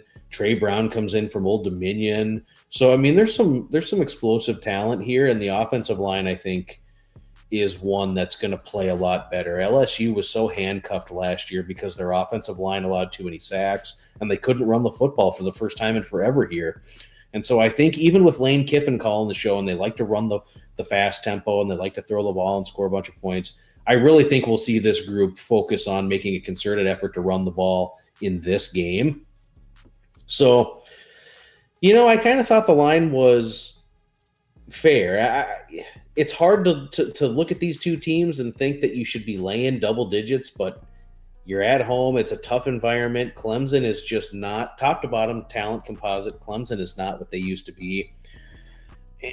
I think it's an under. I think both of these defensive lines have the upper hand. I think both these front sevens will be able to dictate the terms, and I think that we'll see a lack of explosiveness. I really struggle to find a path for Clemson to score the ball. I don't see how they're going to manifest 3 touchdowns here. So you're getting a Vegas implied of about 31.5 to 20. It's an under or a Clemson team total under here. I just don't think the quarterback play is going to be there. The offensive line is young, and I don't think they have the playmakers to really stretch the field and put the stress on LSU's experienced defense. So I kind of like the full game under or potentially Clemson's team total under, so long as we get 20.5 or 21. Yeah, I can get on board with an under. In fact, I'll put an under up. Yeah, I'm also big on LSU's defense. Not really what you think of when Lane Kiffin taking the job and Sam Levitt, but I'm big on LSU's defense. I really like how they kept the DC. They kept Blake Baker, and LSU's defense, really good defensive coordinator. Very good defensive coordinator. And what I like about LSU's defense, first of all, they were better than you think last year. LSU's offense was so laugh out loud bad that sometimes it masked that the defense is actually playing pretty efficiently. So LSU's defense is actually better than you think last year. But in addition to that, they finished out the year strong. In their last 5 games, 35.2% success rate, under 5.1 yards per play. They got lit up in Vanderbilt, Texas A&M games. In their last 5 games, again, you probably didn't notice because LSU was kind of out of it. Their offense was really bad, but they actually were playing some defense. So this defense, Blake Baker, he was having it go in there at the end, and he comes back as DC. He's got talent there. Like Duck said, the linebackers are loaded. Yeah, I'm on board with LSU's defense, and I'm on board with them absolutely exploiting for what seems to be the first inexperienced Clemson offensive line we've ever seen. So yeah, I like LSU's defense to dominate this matchup. As far as LSU's offense, I guess here's the thing. I agree that in this matchup, their best path is to run the ball because Clemson's defense, it still has a ton of talent. Sammy Brown at linebacker is the man, but did they really replace Peter Woods and TJ Parker there, the 2 big NFL defensive tackles? I guess Marcus Strong from Oklahoma is supposed to be that guy. I mean, he's got 111 snaps. Adams, their other defensive tackle, has been hurt throughout the spring.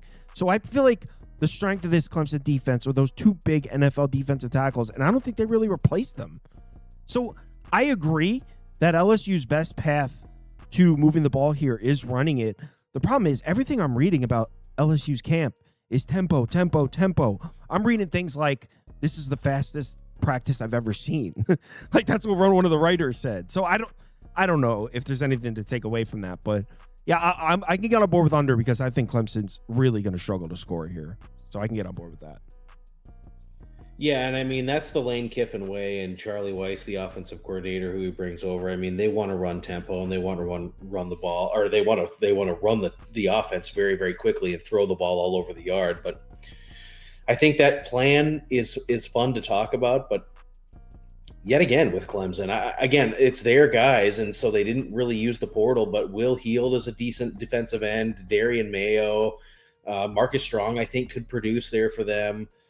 There's a couple of line. Sammy Brown you mentioned, and Corey and Gibson are proven commodities at the second level. I think the secondary is actually they're short up okay. Jerome Carter comes in from Old Dominion. I think he's a good ad, and they had a couple guys that have played some football for a couple of years there for them and actually played pretty well. So I agree. I think LSU, although they may want to throw the ball and run tempo, they're going to have to run the ball here.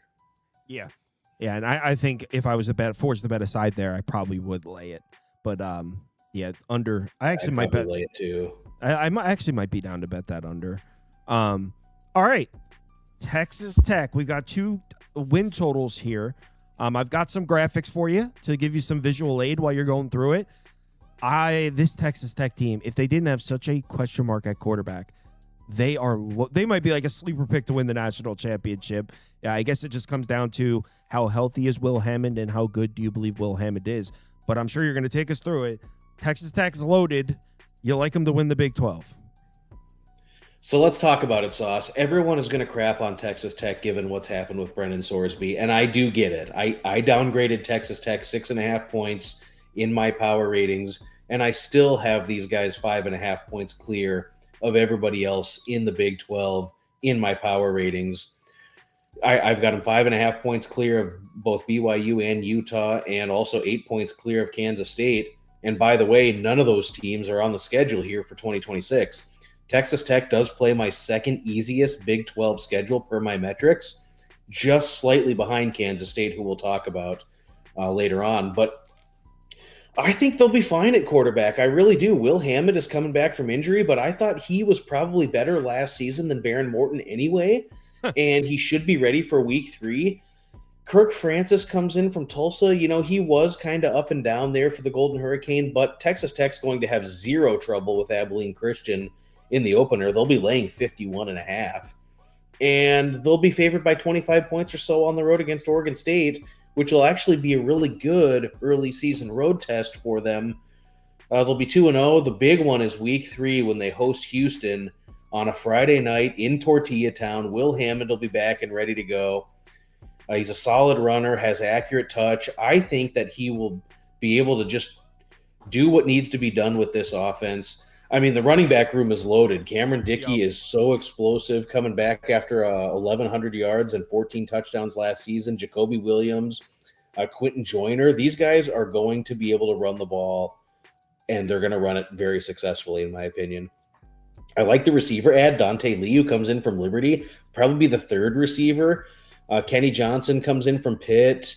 Coy Eakin returns. So I think they've got some weapons on the outside, and they can call the offense to make it really easy on Kirk Francis. The best tight end in the country.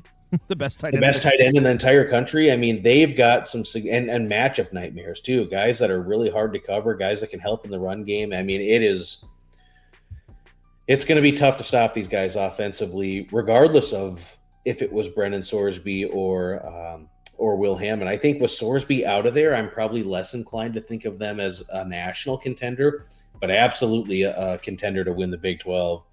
The O-line is experienced at center and tackle positions. You know, Sheridan Wilson comes back. Jacob Ponton comes back, and Howard Sampson also from last year. The guards that they're going to deploy out there haven't been full-time starters. They do have plenty of snaps under their belt, but you know, I look at some of the offensive line numbers from last season, and they did allow 27 sacks, but some of that was late in blowouts where they had the third team in there. They did give up 10 sacks during their last 3 games, the last game of the regular season, the Big 12 title game, and the playoff, but only surrendered 21 sacks during the regular season. I think the offensive line is going to be in fine shape here. Me too. If we flip over to the defense, I will say top to bottom, as far as top-end talent, Texas Tech is probably down a notch. But Adam Trick comes in. He's exquisite. He played really well at Miami of Ohio. He's going to make plays here along the defensive line. Bryce Butler is a good player. Jaden Cofield, I mean, they were buried in the second platoon last year behind so many talented players, but these guys can really play. And we haven't even talked about Trey White, who comes in from San Diego State, a sack dude, a guy who comes in and can put the heat on opposing quarterbacks really, really well. I think he'll fit the scheme well. Again, the high-end talent might be down a notch, but still a top 20 level defensive line, in my opinion. I think linebacker, even despite the loss of Rodriguez, I think what Austin Romaine comes in from Kansas State, and I think he'll be fairly productive here. Ben Roberts is back. John Curry returns at linebacker. Wesley Smith and Corey Platt, who comes in from Houston. They've got kind of a short up 2 deep. I think the linebacker group is going to be just fine. And I do expect the returners in the secondary to play as well as they did last season. You're getting basically 2 full-time starters and a guy who started 6 or 7 games last season. Peyton Morgan played quite a bit last year. I think they'll be fine in pass coverage as well. So, I mean, the defense may not be that elite top 5 level defense that we saw last season that completely shut opponents down. Probably give up 7 more points per game than they did last season. But at the end of the day, this defense is really going to win them a lot of football games. Texas Tech is really buttoned up on special teams. You're getting a second year now with the offensive coordinator and the defensive coordinator, so there's going to be more continuity in the systems. I guess what it boils down to, Sauce, is my power ratings have these guys at least 7 points better than everybody on their schedule this season. I project 10 wins. You know, if you're 7-point favorites, the way that works is, well, you've got about a 76% chance or whatever to win that game. You multiply that out across, and that's how you get to a projected win total. I project 10. I would have played under 11.5. At 10.5, I think it's probably a fair number. I think 10-2 or 11-1 is the number. And their real test is going to come in week 3, which is a major test. But they get Arizona and Arizona State at home. They get TCU in the regular season finale at home. I still think these guys can lose twice and find their way into the Big 12 championship game. So at plus 100 even money, they're the best team in this conference. I picked them to win the Big 12. I bet them to win the Big 12. Looking against this, what is Texas Tech? You're saying what is plus 100? What is the exact bet? I'm sorry. Oh, just to win the Big 12. To win Big 12. Yep. Okay. Yeah, and that's widely available at a lot of different places. If you're looking against the number, I do want to back these guys at Cincinnati. I think they'll just run the ball all over Cincinnati, and there's nothing that the Bearcats will be able to do about it. Right now, I project them laying about 9 points. I also want to back these guys at home. If they struggle with Houston, I really think that trouble's coming for Sam Houston State, and they're going to be laying about 40 points, and they could put up 65 on the Bearcats. And so if they struggle against Houston, I want to back these guys against Sam Houston State. I'll probably fade them against West Virginia if they're laying 24 or so, as I think West Virginia has upgraded their roster and will be able to run the ball a little bit, play keep away, keep that game tighter. That I don't think West Virginia will win, but I would consider, if we're getting anything north of 21, I would consider maybe fading Texas Tech against WVU, but they're not going to lose that game. Texas Tech's a very, very strong team, top to bottom. They have the most talent in this conference. They have a really good schedule set up to rack up the wins. I like this group this year. Yeah, I'd have trouble getting them to 3 losses. So yeah, I agree that 10-2 is very likely. 11-1 also on the table. I didn't bet any win totals or anything here, but I agree a lot with what you said. In fact, I don't even know. Obviously, just from variance, Texas Tech's not going to put up those defensive numbers again, but I think the defense could be every bit as good. They're not going to be first, but they're loaded. If it wasn't for the question mark at quarterback with what happened with Sorsby, Will Hammond dealing with an injury, if that didn't happen, you could say Texas Tech is as good a shot at winning the national championship as anyone in the country. That's how good they are. So I still think they're a contender.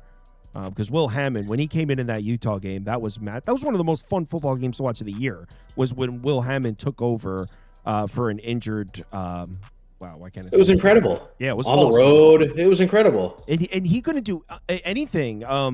Morton couldn't do anything in that game, and then he came out. Will Hammond came in. It was just, and I was also on Texas Tech in that game, so I really enjoyed it. Yeah, and I think the other thing too to think about is how much of an impact Sorsby would have had on this team, elevating them to a national a legitimate top 4 or 5 team. Well, you're taking that away from Cincinnati this year. So if you're looking for a team that has horrific run defense, pass coverage was optional. The Cincinnati offense really wasn't that good last year outside of getting the explosive plays. If they didn't register explosive plays, they were garbage. Cincinnati is my biggest Power 4 fade this year, under 5.5 regular season wins. But that's for another show. We actually already talked about Cincinnati, and I agreed. We took Boston College. I think we took the under in that game. Yeah, and we took the conference win. Cincinnati under 3.5 conference wins. I tailed you on that, and I believe I took Boston College with you in that first game, or it might have taken. No, I took the under. I took the under in that game. But anyway, Kansas State. I didn't have a chance to look too much into Kansas State, but I did prepare graphics for you. So Kansas State, Colin Klein era begins. Take us through it. Yeah, so I'm telling you right now, I think this is going to be a fun bunch this season. The win total currently sits at 8.5 most everywhere. I bet it early in the summer at 7.5. I think you can still find some juicy 7.5s out there. But I like what this program is doing. Colin Klein comes in as head coach. He did have successful stints here and at Texas A&M as offensive coordinator. I think Avery Johnson, who had his best year under Colin Klein in 2023, I think that they're just going to unlock so much of his potential. Last season, he struggled so badly with what to do. He wasn't running as much. He was making errant throws. I really think Klein will be able to unlock some of the talent that we saw early in Avery Johnson's career, and he will have his best season to date. The running back room is loaded. Joe Jackson comes in. Rodney Fields comes in or Joe Jackson comes back. Rodney Field comes in from Oklahoma State. I mean, these guys are going to be able to run the ball, and I think Kansas State is going to create unique and dynamic ways in the run game. They've talked about having 2 quarterbacks on the field at the same time. They've got another quarterback that can really run the ball and is very fast.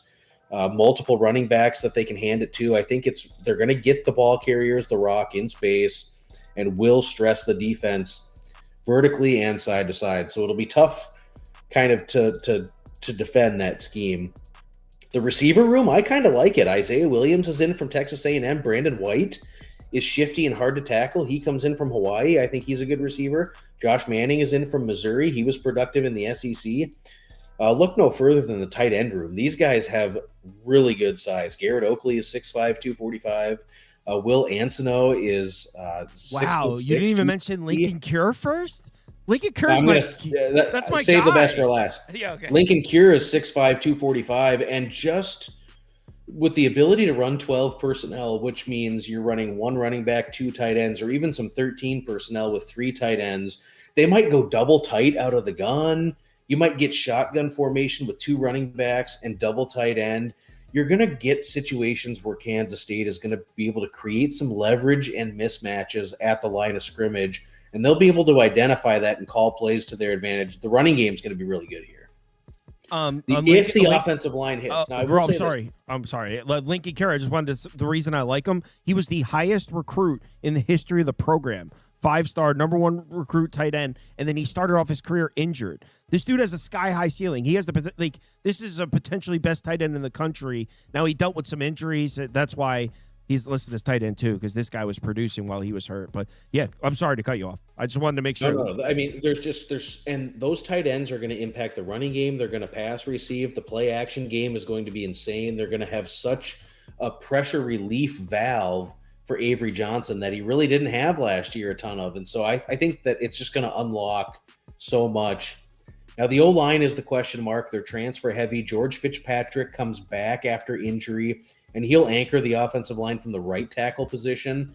John Pastore is a decent player at left tackle. The center, I can't say his name, Villaruel. He's young, but if these guys click early, and they're going to have 3 games to figure it out, I really think that we'll see this offense just get more and more efficient and explosive week to week. I think the defense is kind of, there's some question marks, but I think they shored it up pretty well in the portal. Austin Ramsey comes in from Kentucky. Kamari Burns, who comes in from Cincinnati, I think it was. And he had a fairly productive season last year for the Bearcats. I think he'll do fun. Wendell Gregory comes in. He was so good last year at Oklahoma State. So there is some talent along the D line. And you want to talk about a really, really important transfer get. Makai Mason was such a dude at Louisiana Tech. He played linebacker there, was all over the field for La Tech. Now you're stepping up in competition, but this is a guy who I think can really make an impact along the linebacker group for Kansas State this season. Rex Van Wy is back. Gabe Powers. I mean, there's some real talent in the front 7 here for Kansas State, and I think we'll see that sort of mature over the first 3 weeks of the season, which will really help them as they get into league play.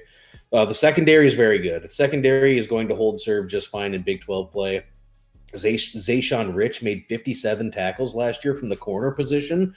And I like the fact that they have corners that are not afraid to scrape down and support the run, stick their nose in there, make tackles on the edge.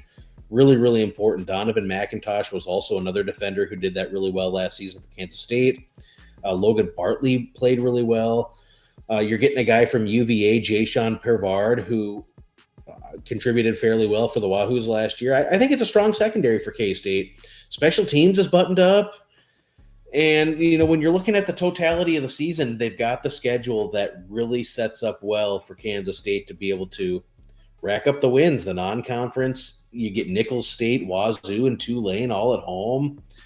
I've got Kansas State as 12-point or greater favorites in every one of those games. Their first road game of the season in conference play is a trip to Cincinnati. double tight end, 2 running backs, run the ball. That's exactly what you want to do against Cincinnati. It'll be a test, but it'll be certainly a game that they could and should win. You know, they come home and they get Houston and Kansas back to back. Probably going to go 1-1 there, but I mean, they've beaten Kansas 17 straight years. I mean, that's a win, my man. That's a win for Kansas State until Kansas proves that they can beat them, which they can't, and they won't be able to this year. Arizona State and Colorado on the road are going to be battles, and I will honestly say I won't be surprised if Kansas State splits and goes 1-1 there. But they catch Oklahoma State at home late in the season. They catch Arizona at home late in the season, and then they get Farmageddon against Iowa State, who's got a very depleted roster and is really going to be starting from square one. So I think these guys could go 9-3, and if they pull an upset and win a game, maybe they beat TCU on the road, maybe they beat Houston at home. This is going to be a fun season for Kansas State. Much. I want to say this too. For all the bad that went on last year, they were 6-6. Program chose not to go to a bowl game. But 5 of those losses were by 1 score, and several of those games were games that they controlled the terms late, and they made mistakes, and they just couldn't finish the job. It was just stunning to see week after week after week with Kansas State how they were just giving these games away. I mean, the opening game of the season last year against Iowa State, certainly they deserved to win. They had Army dead to rights and blew it in the second half. Arizona was a game they could have won. They lost to Baylor by 1 point. They went toe-to-toe. They didn't really have much to play for late in the season, and they went toe-to-toe with Utah on the road, lost by 4. I think that some of that evens out this year, and some of those games go their way. Yeah, I agree with a lot of it, and I also agree, man, the Iowa State game, I was on Iowa State in that opener, Farmageddon, but it wasn't Farmageddon. They were in Ireland or Scotland, or I forget where they were. Yeah, but I was on Iowa State in that game. They should have won that game, and then they almost lost to. It felt like I was backing Kansas State in the second half of the year, because I was like, these people are perceiving Kansas State as a bad team. They're really not. And I like what you said about Colin Klein reuniting with Avery, but I agree with a lot of what you said. Yeah, and it's going to be nice for them this year because the schedule is conducive to them racking up the wins early. They should win all 3 of their non-conference games. They should win that conference opener at Cincinnati. And then, they beat Kansas. Maybe they beat Houston. It's going to be 5-1 or 6-0 to start, and then they're kind of on cruise control. So I really think that the schedule sets up to be one where they can get the confidence going the first half of the season, and then it's all systems go when they start to hit some of the tougher teams in Big 12 league play. I agree. Duck, where can they find you? They can find me at Action Network. I'm writing up a ton of preseason articles, the conference win total previews I did. G6 article just dropped. We're starting pod season here coming up pretty quick, where we're going to have a ton of stuff dropping. Bet US show I do on Tuesday and Wednesday afternoons during the season, and then twice a week here with you, my man, which I'm thrilled about, and can't wait to keep it rolling. Yeah, Doug will be back here Friday night. We're going to college football twice a week, so we'll be back with another, hopefully 5 topics Friday night. We'll be doing Boise State, Oregon, Tulane, Duke, and I'm sure Doug will pick another team or 2 for win totals. So we'll be back Friday night again. Everyone, thanks for watching. That's his Twitter handle right on the screen there. He tweets out what he's doing with Action Network when he's going to be on a show. He'll tweet it out and let you know. So, yeah.